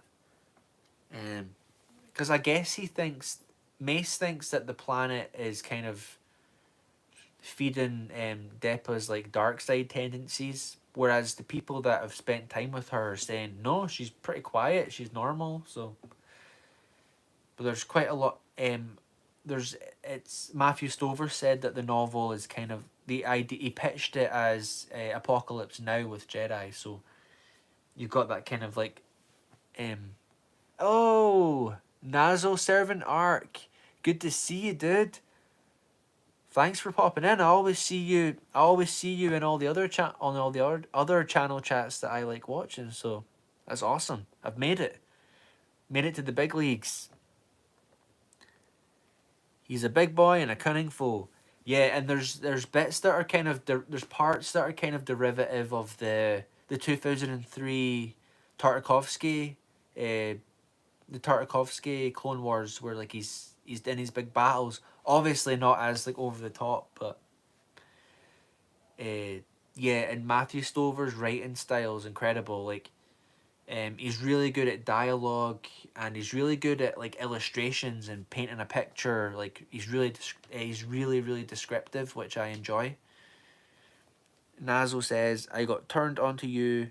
Love your Clone Wars. Call out content for Filoni." All right, cool, cool. I've got the kind of is it Nazo or Nazo? I'll say Nazo. Uh, my kind of flagship of the channel is the history of series that I do. So like, I'm relatively new into the EU, so when I read a novel, like I'll do a lot of research into like the background of the creation in the novel, because I don't see a lot of other channels covering that aspect. It's mostly just the content of the novel. So I'll give like a highlight and review, and then I'll kind of explain how the novel like came into existence basically, and then I'll try and feed in a little bit of like George Lucas's involvement, some like interviews with the authors from around that time, and how they understood that this stuff was canon as well. Um, but I like doing like the Clone Wars stuff as well, because I used to be a fan of that, but obviously getting into the EU, you start to learn what kind of happened there. It's this kind of like weird grey area where there's not a lot of information about it, but you can kind of fathom what was going on. Filoni had creative control. George stepped away. If you like those, oh cheers, dude. I'm happy you're here. We tend to like spend about we tend to like spend some time talking nonsense, stuff we like about Star Wars, like stuff that like the large corporate channels are talking about, and then we'll read some of the novel. It's obviously it's not a novel that everyone enjoys, but I'm enjoying it, so it's whatever. I think after this one we will read. If right guys, if you aren't enjoying Shatterpoint, we're going to be reading um, Maul, Darth Maul, Shadowhunter next, right? Because I'll hopefully be finished Cloak of Deception by then. Victor Prime's about to fall down the back of the shelf. Wait. We can't be promoting New Jedi Order and letting Victor Prime fall off the shelf, you know what I mean? But I'm glad you're here, dude. Like, I recognize I recognize your name anywhere, you know what I mean? But yeah, I've got another Shadowhunter is intense. Yeah, I've heard it's pretty intense. Those books better not be collecting dust, Scran. Only Vector Prime is collecting dust, which is ironic because so is Theory's copy. But I actually read it, so I don't need to read it again for a while. Excellent. I recently started an EU Twitter group chat if you're interested. Oh yeah. If you can add me to send it my way, I'll be in there like. Tactic Knight is here. I don't recognize your name. Hey man, I read about an ancient Sith called Tulik Horde, the Lord of Hate. He is very interesting. All right, what era is that? Is that like an Old Republic era or Tales of the Jedi, or maybe someone in chat can fill me in? Shadowhunter was just okay to me. I was a bigger fan. Maul Lockdown. All right. Oh, is Lockdown the more brutal one? Maybe I'm getting Oh, that's Old Republic era. Cool, cool. Yeah, because someone talked about the Shadowhunter cover recently. Right, so Lockdown's the one that's got like blood on it, right? It's quite gritty and gruesome. I got I got my copy is quite pristine, but I prefer the copy that looks more like the Phantom Menace era. Like, I think it's more kind of blue and Maul has his hood on. I really like that copy better, but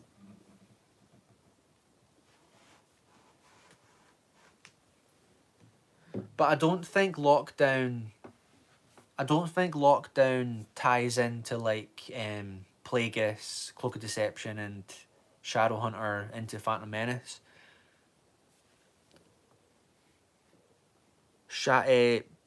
Purist says Shadowhunter is a more essential book to read pertaining to the Phantom Menace. Yeah, that's what I thought.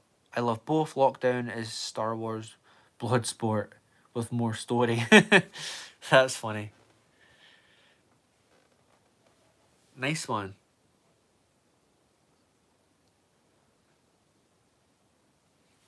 Lockdown is an offshoot tale. Okay, got you. That's what, like, cheers for coming in the chat, because I don't know, I don't know. Like, I know so much, there's so much that I've learned from research or being told from other channels, so it's good to have you here. Right, guys, we're going to start reading the novel soon. I'm going to take a quick restroom break. Bear with me. If you need to shut off, that's cool. Or you can go grab your copy of Shatterpoint, Shillpoint, Mr. Glass, whatever you want to call it. And because I've got a messed up accent, you can follow along, right? You'll have subtitles. Tactic Knight loves Shatterpoint. That's good to hear.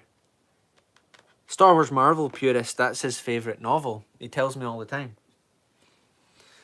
Right, I'll be right back. I'm going to bounce. Unlike you guys, I have a job, so I ought to bounce.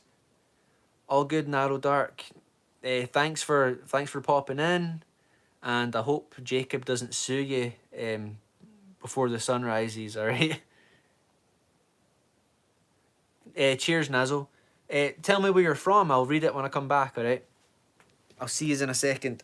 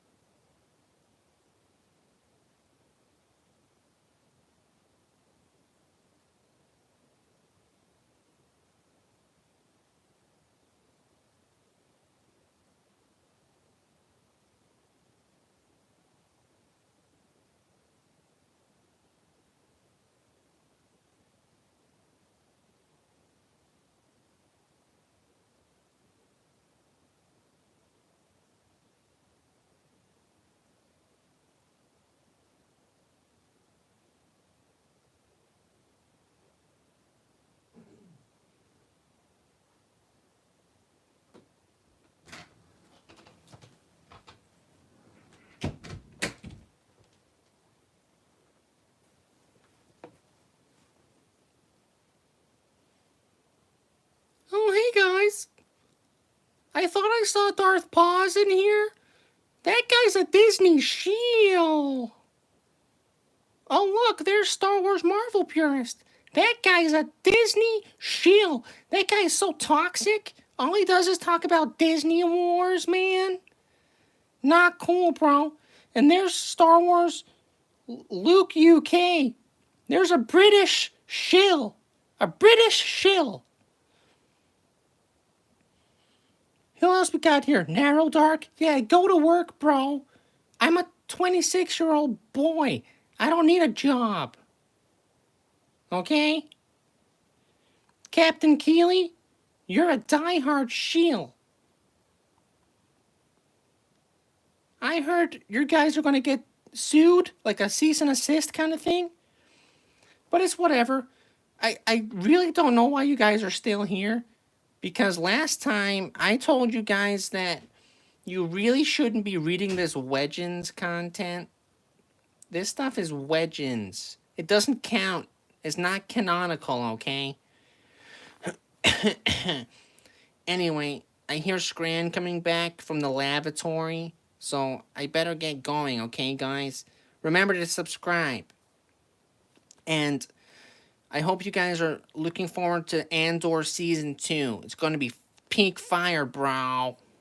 Bye.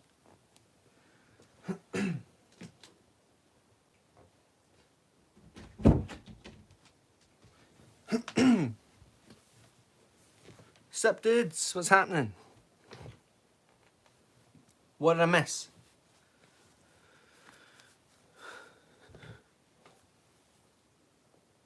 Oh no, Handstrang had to leave.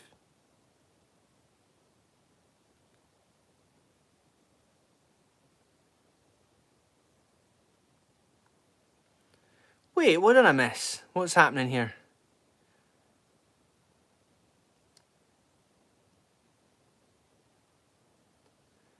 Right, we've got Naso's Twitter group. That's what we read about.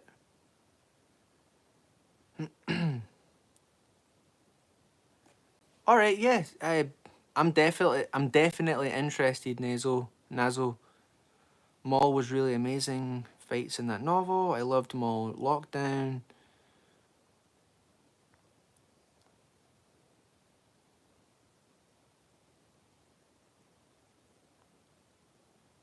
Is it something I did?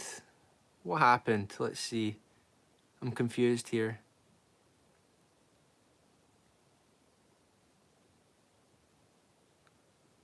Ties into Plagueis. Yep.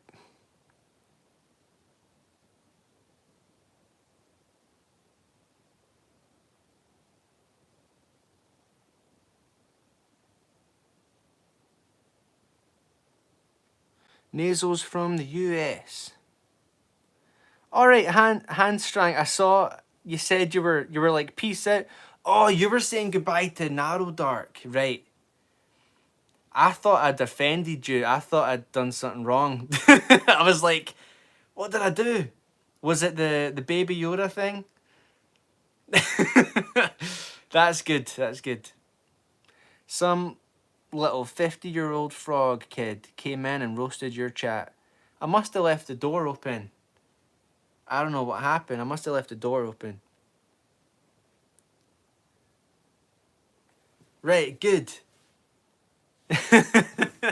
Cheers, Handstrang. I didn't want you to leave. You're awesome. I hope you come back. Right, dudes.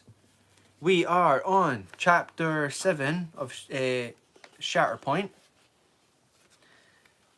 And we will get through it a little bit faster than we usually do because there's only 7 pages, right? And I'm getting better. I'm getting faster as we do this. Games in the dark. So Mace Windu saved these children in the last chapter, but now they're under attack, and he basically says to them, we're going to play a game.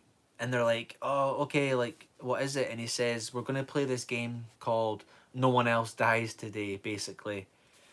And then...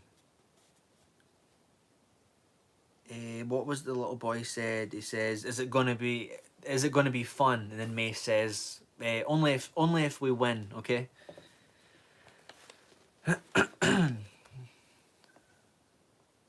Nice one, Naso. Get a wee drink of water before we go.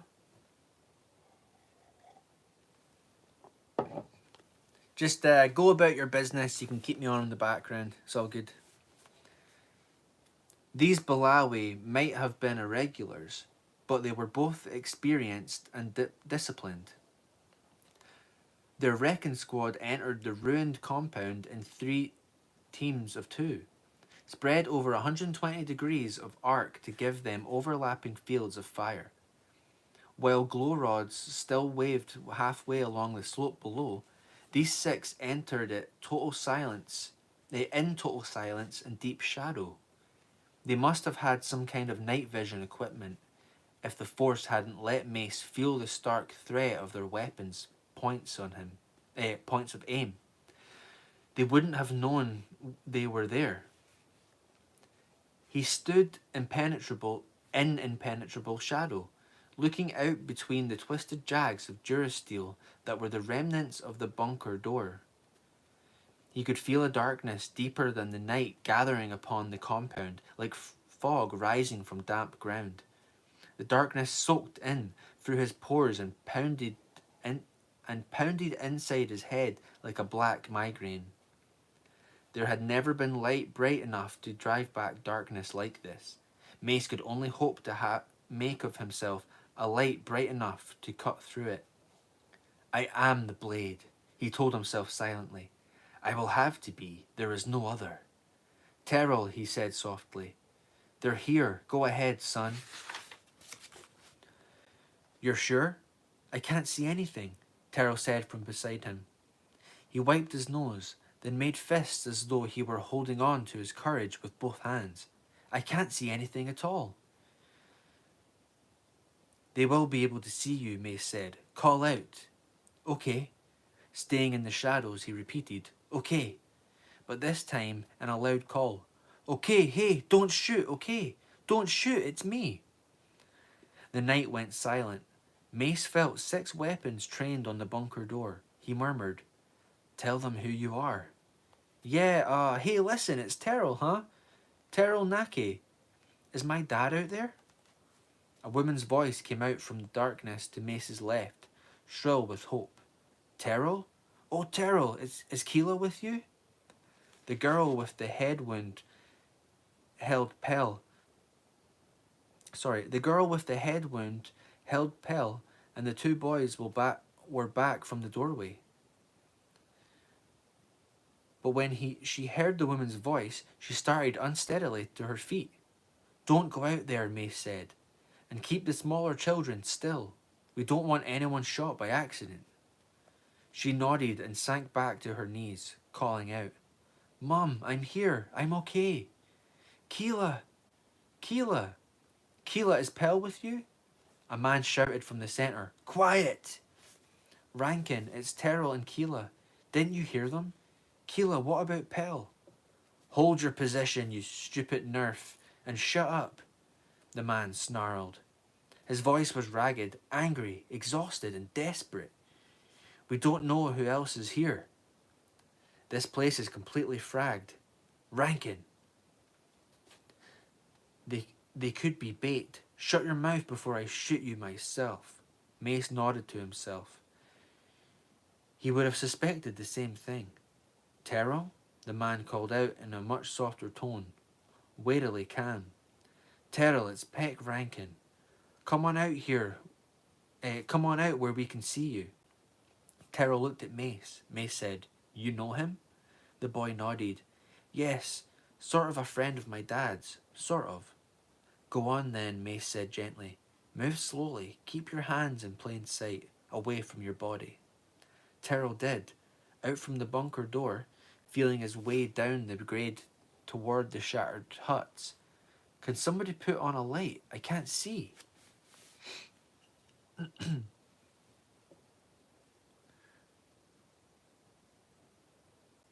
Oh, look, UK is away.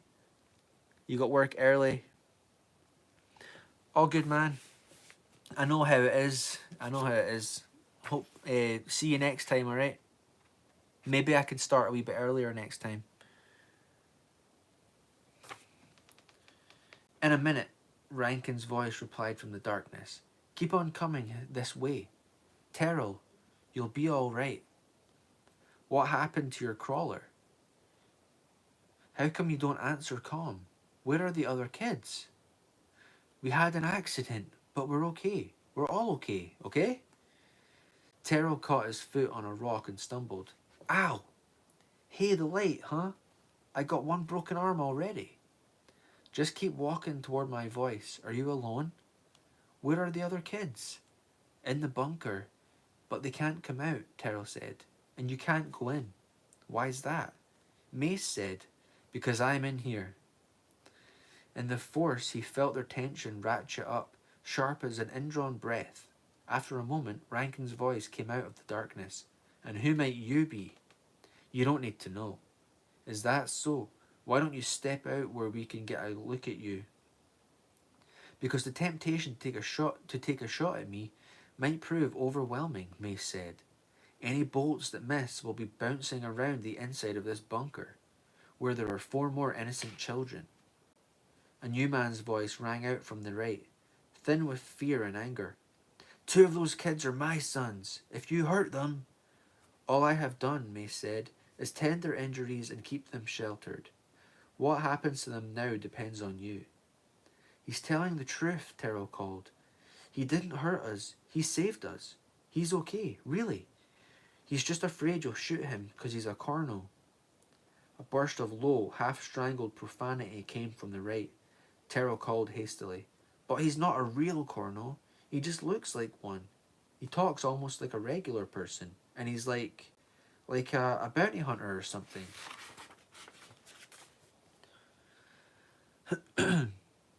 His voice trickled off, leaving a silence empty and ominous. Mace felt currents of intention shifting and winding through the force. The Balawi must have been consulting in whispers on comm. Finally, Rankin called out once more. So, what do you want? I want you to take these children and go away from here. Huh? What else? That's all. Just take the children and go.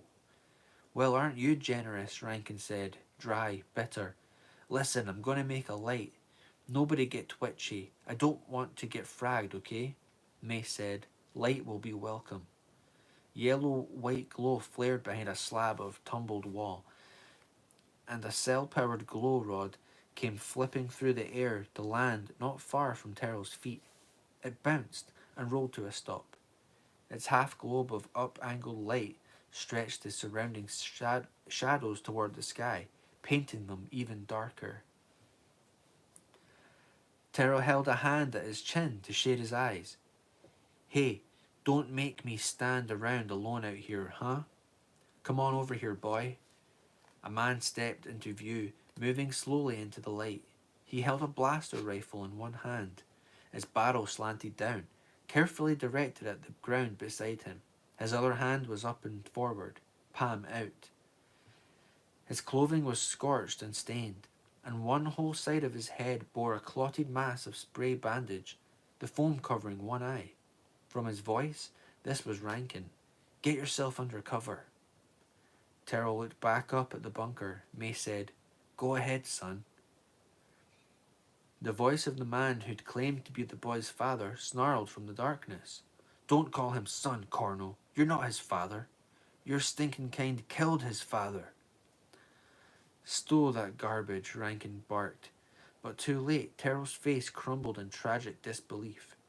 Dad, he said, sounding stunned and lost. My dad? If eyes could shoot blaster bolts, Rankin would have killed the man. Yet, get him out of here, he said. Another man, also wounded, stepped far enough into the light to fold Terrell in his arms and draw him away into the ring of darkness.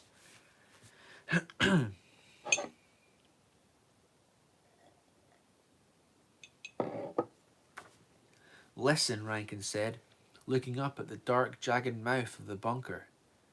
I guess you don't want the children hurt. Neither do we. But we've got a serious problem here, okay? We got our butts shot off tonight. Our homes are destroyed. Half the people I know on this whole planet are dead. Those crawlers are stuffed with wounded, and we've got a load of cornels on our tails. We can't just go, get it? We can't. We need a place to hole up till dawn. That's all. You can't stay here, Mace said. There are ULF guerrillas on their way here right now. Look at where you are. This place couldn't stand against them when it's intact. It doesn't have to. Gunships fly at dawn. We can hold out till then. You don't understand. Maybe I don't, so? Not your problem, is it? I have made it my problem, Mace said grimly. You have no idea what this place is, what it has become. You know what happened here? Rankin waved his rifle at the shattered huts. Where is everybody?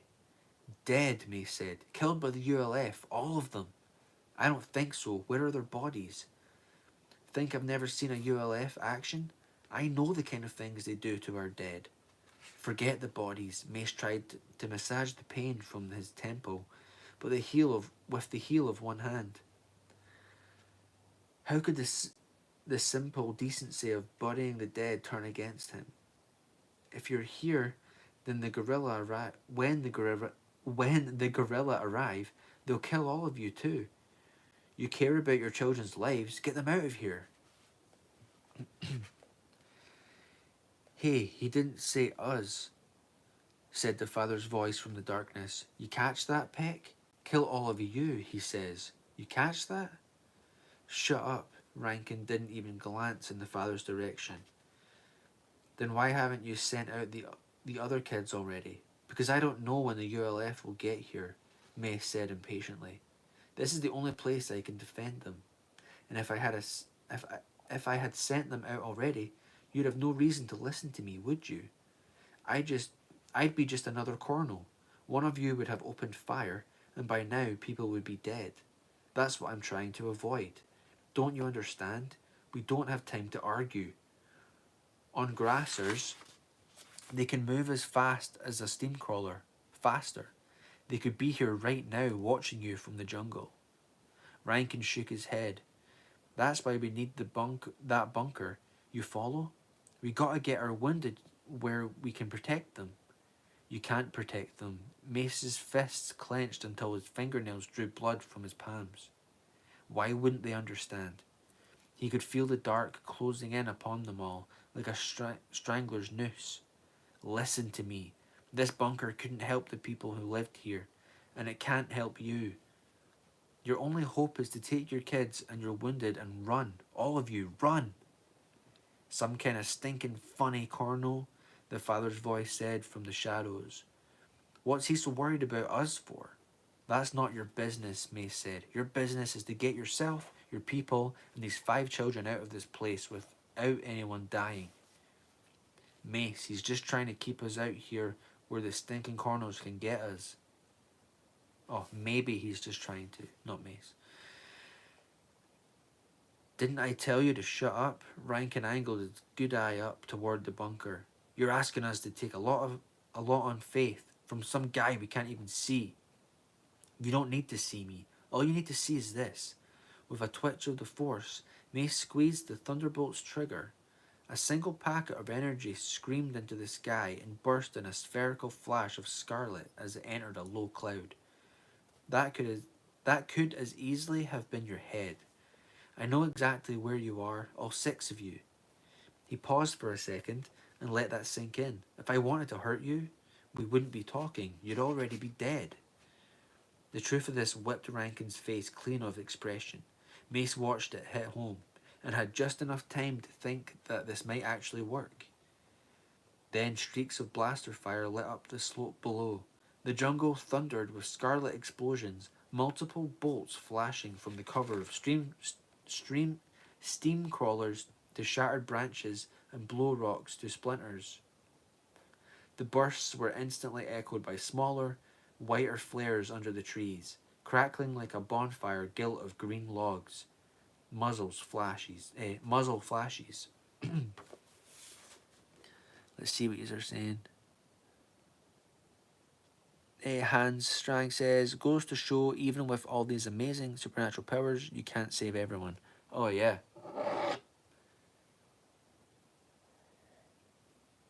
I think Mace is starting to realize that as well. And he's really kind of like self-confident with it as well. Like when he comes face to face with foes, he's very much like, you don't want to do that. Like, you don't know what you're messing with here. But he's coming into these circumstances where he can't control what's going on, you know?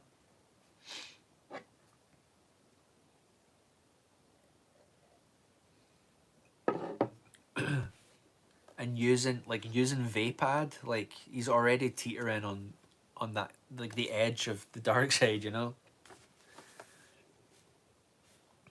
Where do we get to?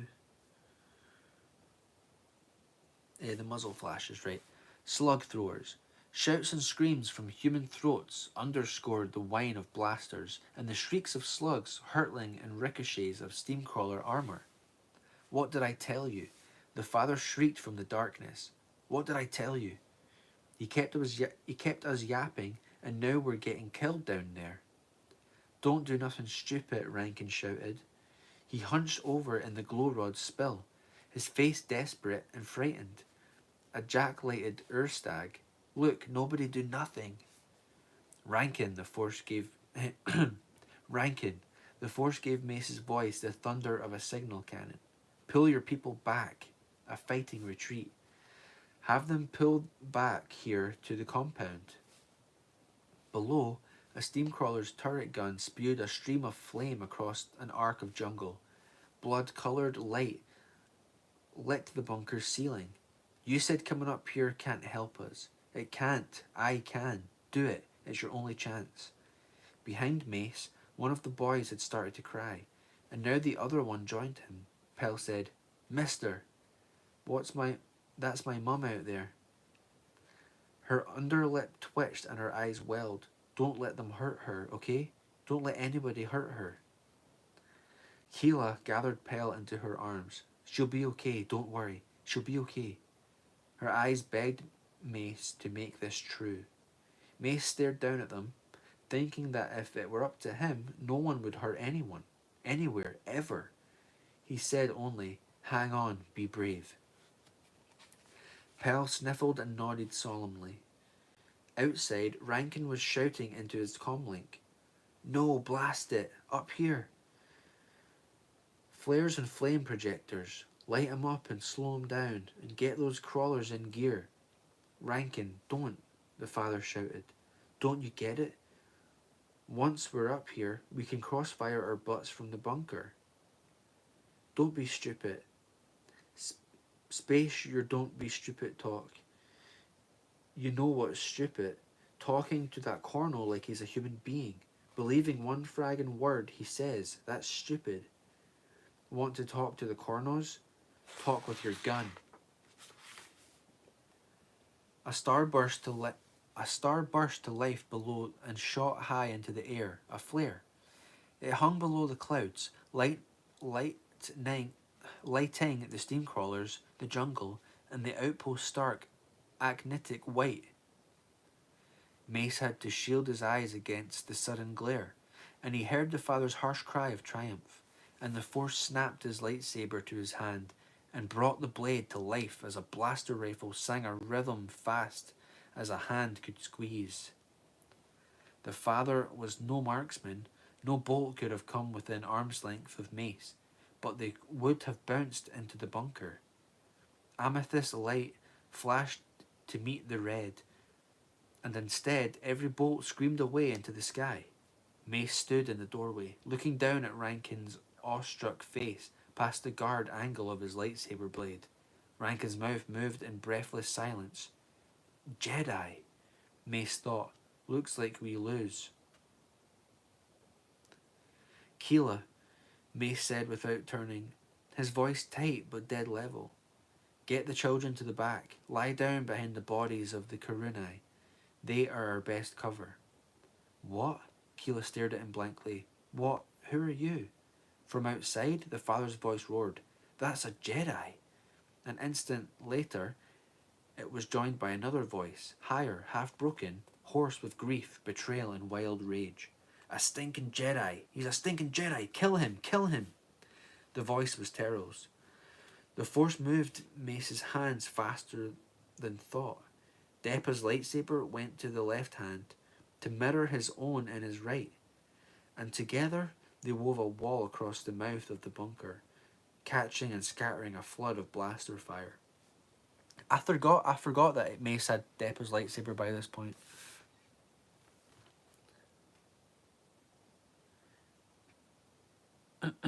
Slug throwers get more of a prominent role in this one, less technical malfunction than blasters in this tropical environment. Yeah, there has been a lot of the description of weapons and especially like you're saying, the environment, the geography of this planet. Stover goes into a lot of I'm looking down here. Sorry, he goes into a lot of detail of like the geography of the planet. It's not a place you'd want to get lost on. Basically, quite a harsh environment.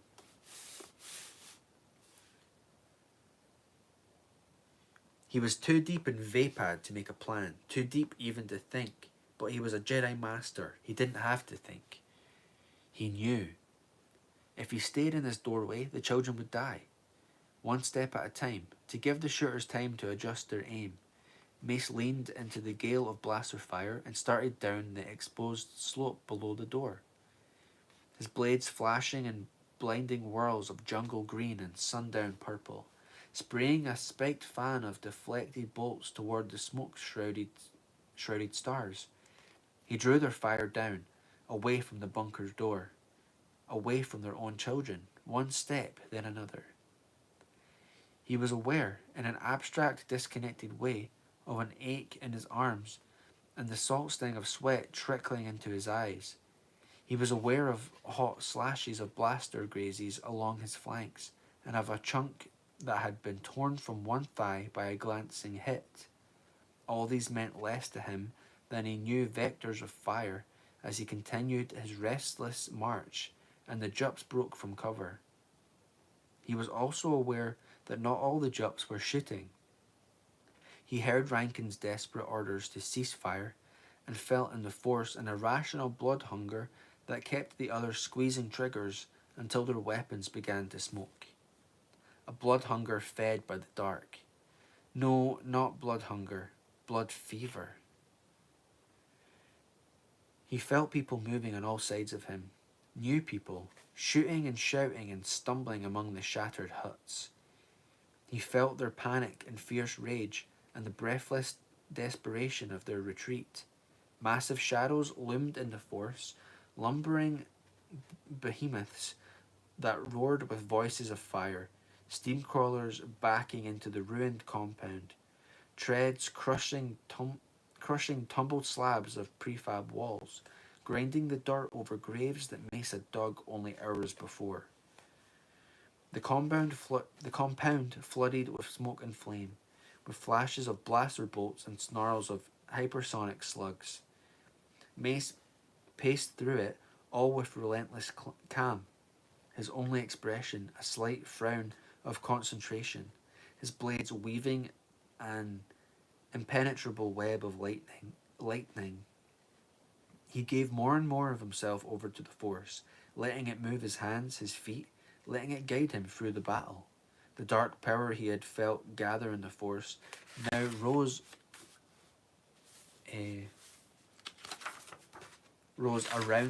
around him to swallow the stars. It broke over him in a wave that pushed him down and caught him up, and when he felt a hostile presence lunge toward his back, he whirled with effortless speed. An amethyst light splashed fire through the long durasteel blade of a knife held in a small hand. A sliced-off piece skittered across the ground, and green energy dropped like an axe for the kill, and stopped trembling. It's Star Wars Congo, eh? That's funny.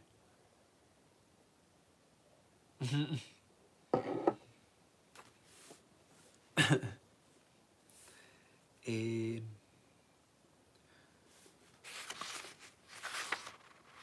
right, we're getting there.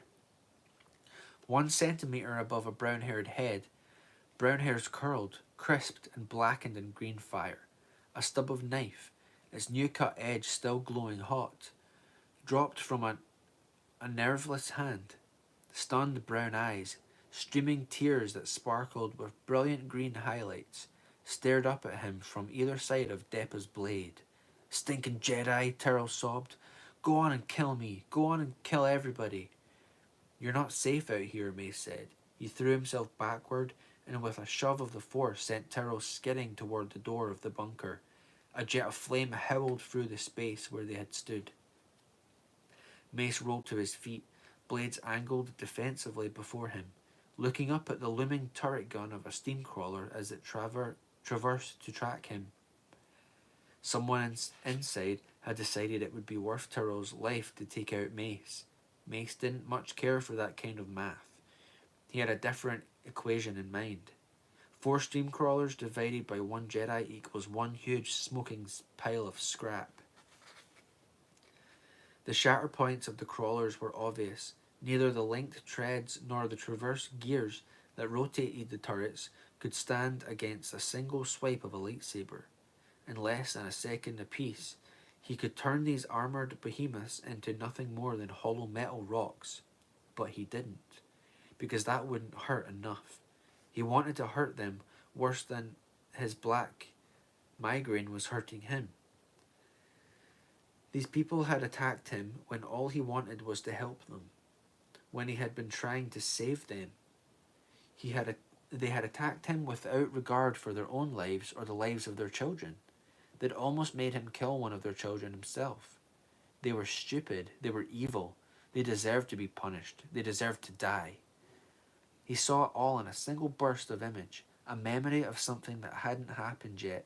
He saw himself dive headfirst under the steamcrawler and flip to his back, his twin blades carving through the crawler's lightly armoured undercarriage. He'd come up in the passenger compartment, where one or two armed men might be guarding the wounded. He'd used their own blaster fire to take them out. Then cut his way inside the cabin, take out the driver, then he'd wash the compound in flame projected from the steamcrawler's turret gun. The Jups on foot would run and shriek as they burned.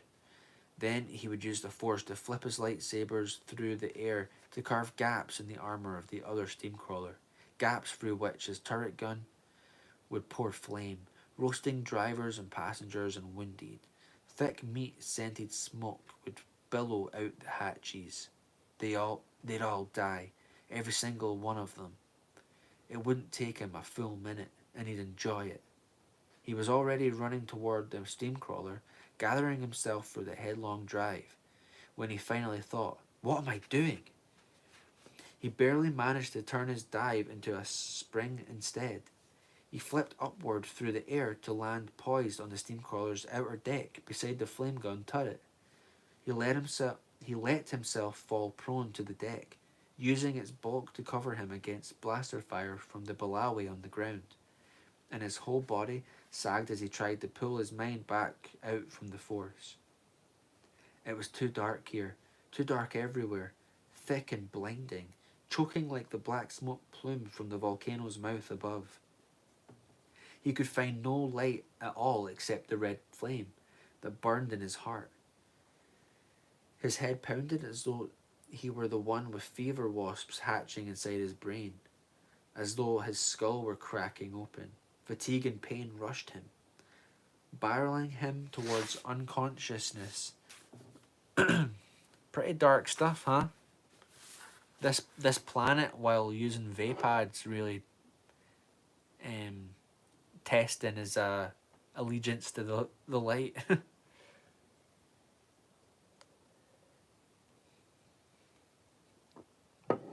Oh yeah, Hans, they made a big mistake going against Mace Windu, it would seem.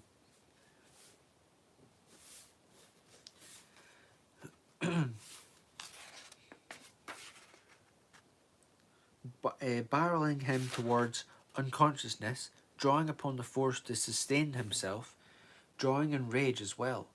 He clung to the crawler's deck, pressing his face into the hot bullet-scarred armour. Every second he could hold himself still was another second for some of these men and women to live. A howl welled up inside him, a roar of dark fury raised to the level of exultation. He locked his teeth against it, but it rang in his ears anyway, echoing across the mountainside like axe calling with the voice of the blood fever itself. Mace's breath caught in his throat. A voice inside him, how could it echo? He raised his head. That howling was Ack voices after all. They came up from the jungle, climbing the steep lava-cut sides of the outcrop, massive claws gouging furrows in the stone. 5, 8, a dozen, gigantic armoured cowl spines bristling in full threat display. White foamy ropes of slaver looping from the corners of their dagger-toothed mouths. Heavily armed Balawi fell back before them. The axe moved with the deliberate speed of creatures who had nothing to fear. Steamcrawler turret guns hosed them down with flame. They ignored it. They shrugged aside the minor stings of blaster hits. When they reached the crown of the outcrop, they began to pace around the outpost's perimeter, circling the shattered huts. Their pace became a trot. Then a gallop, a ring of armoured predator gradually tightening. Mace recognised Ack herding behaviour, as though the Balawi were unruly grassers. The Acks were forcing them into a single crowd, in the central common area of the compound like a coral, working by pure intimidation.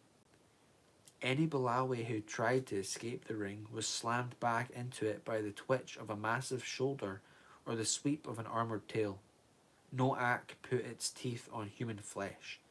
Even one Jup, who fired his rifle point blank into an Ack's throat, uselessly, received only a buffet from jaws that could as easily have bitten him in half. Mace felt the dark thunder rising in the force, and he knew the compound hadn't become a coral. It had become a slaughter pen. Last page, dudes. He's have almost made it. Good job. Hans says, I love how he is pulling from both the light and dark sides, but he is fighting against obliterating all of them. Yeah, exactly. Yeah, it's insane.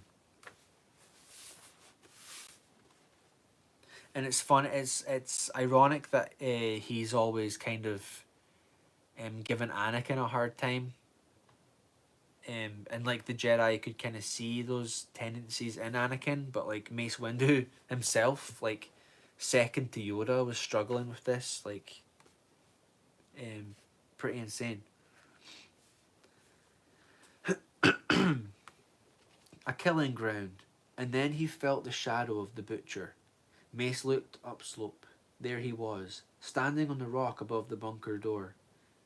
A Koran. In the Force, he burned with power. Huge, his sweat-glistening bare chest could have been fused together from granite boulders.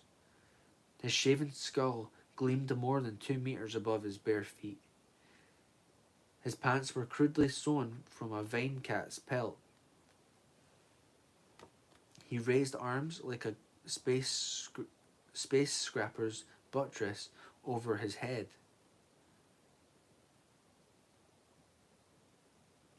Wait, that sentence is weird. Sorry, wait. He raised arms like a space scrapper's buttresses over his head. To each forearm was strapped some kind of shield, elongated teardrops of a mirror-polished metal.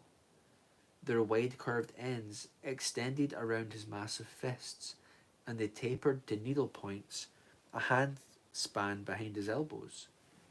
Veins reeved in his forearms as his fists tightened.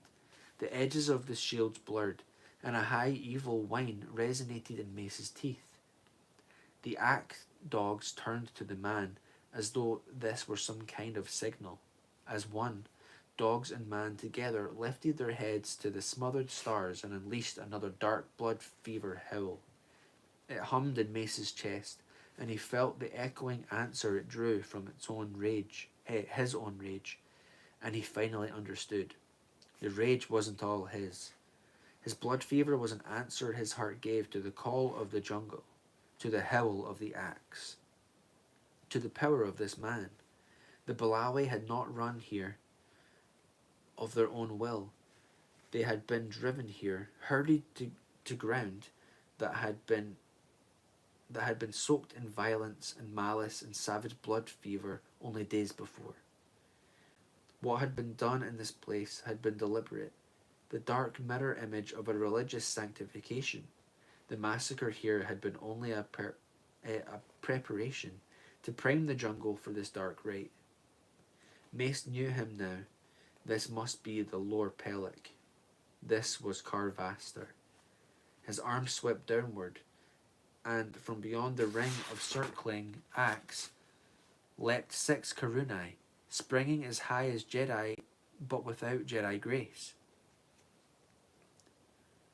So this is the dude this is the dude they've been looking for to help heal the ones that are. And they've got that insect that's killing them basically. This guy can heal them, I guess.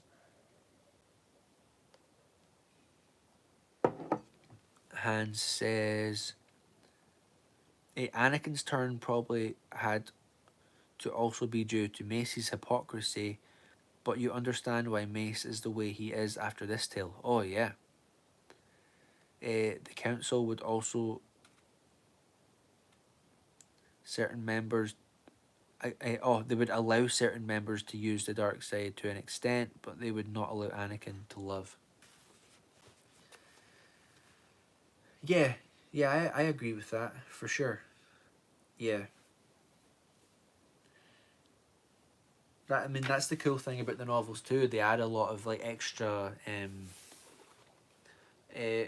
context to the story. Right, last little paragraph here. The force thrust that propelled them like a grunt of pain. They flailed as though they clawed their way through the air, but they landed, coiled, balanced, crouched to attack. All six were dressed identically to Vaster, and each bore those twin teardrop shields that snarled like overdriven comm speakers. The Balawi met them with a storm of blaster fire. Bolts flashed and splattered and splintered upward into the clouds as the twin shields each man bore moved faster in thought. The Balawi stopped firing. Not a single Corran had fallen. Their flashing shields had intercepted every bolt. They could only have learned this from a Jedi. From one particular Jedi. Oh no, Mace thought. Oh, Depon, no. On the rock above, the Lorpelic spread his corded arms, leaning out over the drop, toppling as though he thought he could fly. Then, at the last instant, he sprang forward into a dive that carried him forward. Carried him toward the center of the crowd of Balawi, where they massed around the steam crawlers. The killing began. Awesome. We've made it to chapter 8, which is called Lore Pellic. So we're going to learn more about Lore Pellic, I guess. Good job, dude. You've made it. Wasn't too bad, was it?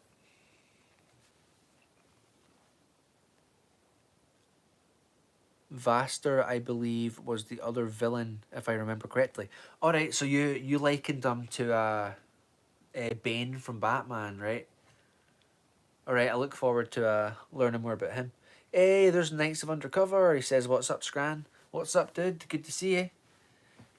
You missed us. You missed our hangout chat, and you missed the Shatterpoint chapter, but it's all good.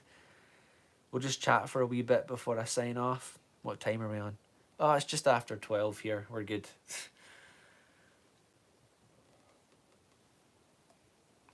That was only like 7 pages. Usually it's like 10 or 11 pages per chapter, and it can take me a while, especially when I'm chatting to you all. Oh, nice one, Purist. Cheers. I appreciate it. I know, like I joke. I know it's not your favorite novel, but I appreciate it. I was at work, so I couldn't show up. It's all good, man. We all work. We all grind and do what we got to do. Granted, Vaster cannot speak because he is a barbarian, but he is intelligent. Oh, Hans Strang, you've spoiled it. You've spoiled it. Now I know he can't speak. It's all good. We did a stream near the start of, like, when I started doing this. We did a stream where we talked about like the history of the novel. I did Shatterpoint. That's right. Oh, Darth Pause. Oh, Hans, I'm joking, dude. It's all good. I'm all for spoilers here. It's all to do with like, I like reading it or seeing it and seeing how it plays out. You know, it's all good, man. You can talk about whatever you want here. It's good. like I'm talking about New Jedi Order, and I'm talking about how like Anakin Solo dies and Chewbacca dies. It's like it's whatever. Pura says it's the execution of the story that matters. Precisely. Agreed. Agreed. I try to avoid spoilers for my audience when possible. Aye, but you're a big shot. You're over 1,000 subs, so you've got to be more careful. I'm a noob, so just tell me what you know, and I'll get there eventually. But yeah, a good chapter, I think. Just on time. I'm out of tequila, so no need for a spoiler warning. That normies like Eric Voss from News Rockstars, right? Hans, are you saying you've got 20 left to read? You've got 20 left to read or 20 left to collect? Let me know. I don't know if you're obviously new to the chat, so like I'm covering Shatterpoint on stream. I've been bullied into playing KOTOR for the first time, which is awesome. I'm trying to work my way through. Oh, to read. All right, nice one. 20 left isn't bad. I glad to have you here with your knowledge. That's awesome. I'm trying to get through. Not trying to get through. Like I like it. Like Cloak of Deception. People say it's slow. I think it's awesome. It's got that kind of Phantom Menace vibe about it. And then a bunch of us are working our way through New Jedi Order.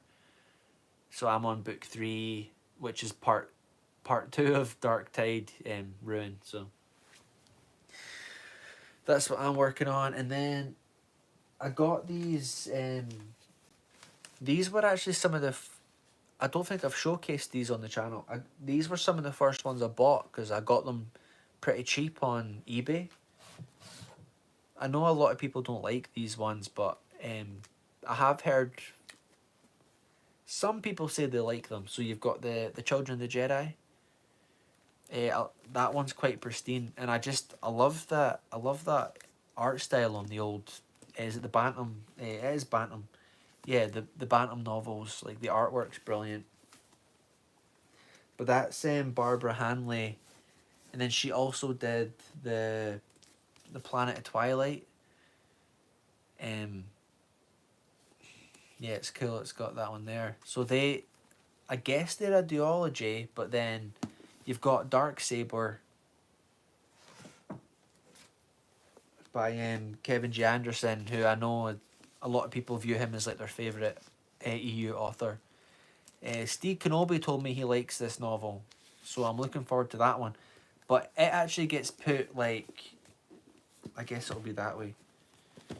For anyone that doesn't know, they get classed as like an unofficial trilogy. They call it the Callista trilogy, and she's basically the love interest for Luke before Mara Jade was kind of put in there. But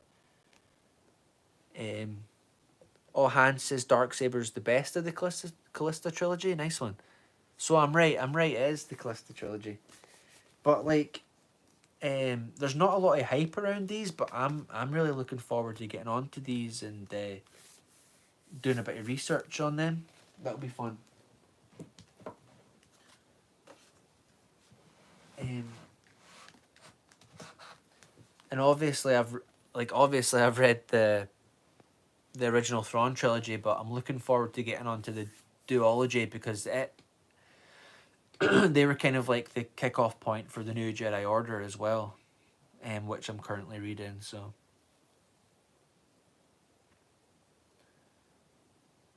Knights of Undercover says, after I uploaded the Sonic the Hedgehog 4 prediction video, I take a week break and read Plagueis. Nice, man. That Sonic movie's getting a lot of hate. The Sonic 3 with Shadow the Hedgehog. Like I get it. But I liked it. I saw it with my brother because we used to play that Shadow the Hedgehog game on PlayStation 2. So it was kind of like a sentimental thing for us to do together because It's probably one of the last kind of geeky things I'll get to do with him before I move. But yeah, I guess I'll not take up much more of your time. I know Purist is going live in a few hours. I'm hoping if the wife's asleep, I'll just put my headphones on and I can stay up. But as always, lads, long live the expanded universe and lang may your lands reek. And you can either change your tune or you can bounce.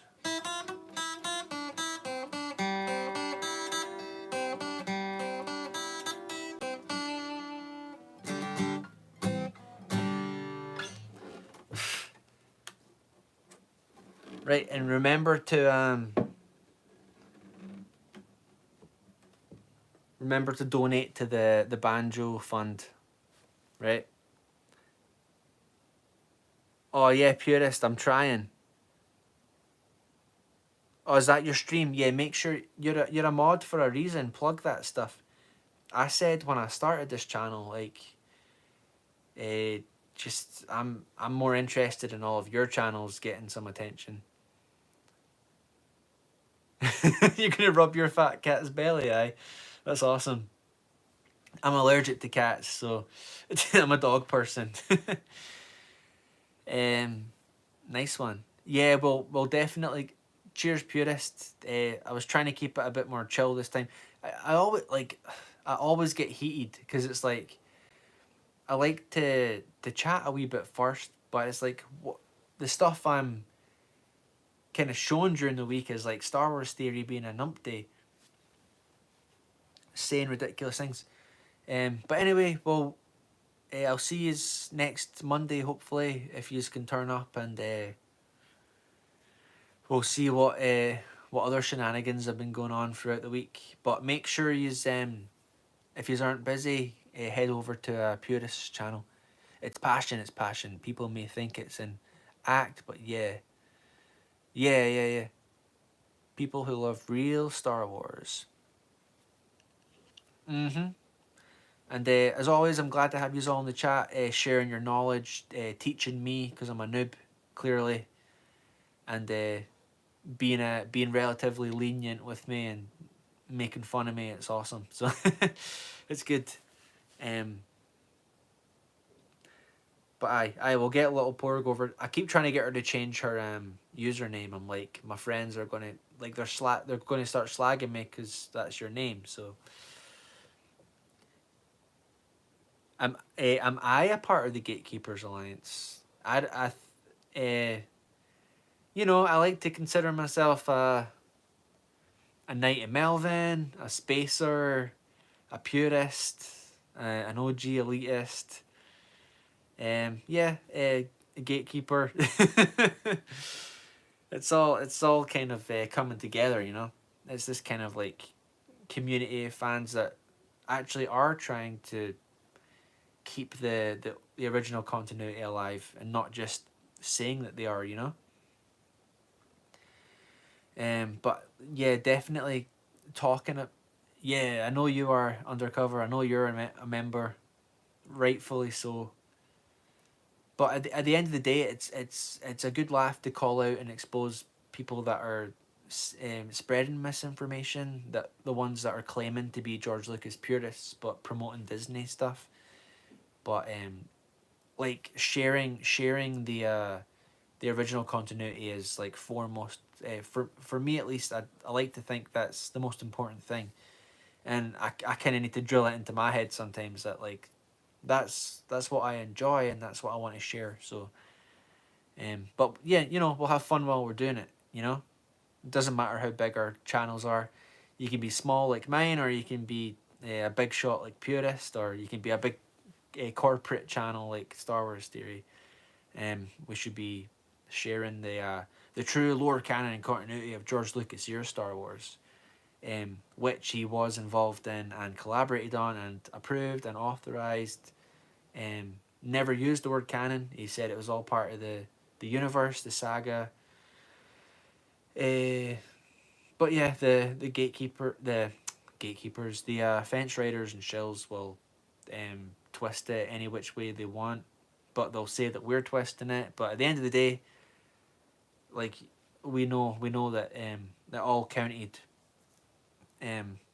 For over 30 years, it was all part of the Star Wars saga. So, yep. And then we can read a book. We can read a book like Shatterpoint, and then in our heads, next time we watch the prequel trilogy, we can kind of impose that on Mace Windu, and apply it to his character, because the character went through this stuff. You know, it's awesome. Anyways, time to go. Bedtime for Scran. I will speak to you all later. Have a good night and take care, folks. Cheers.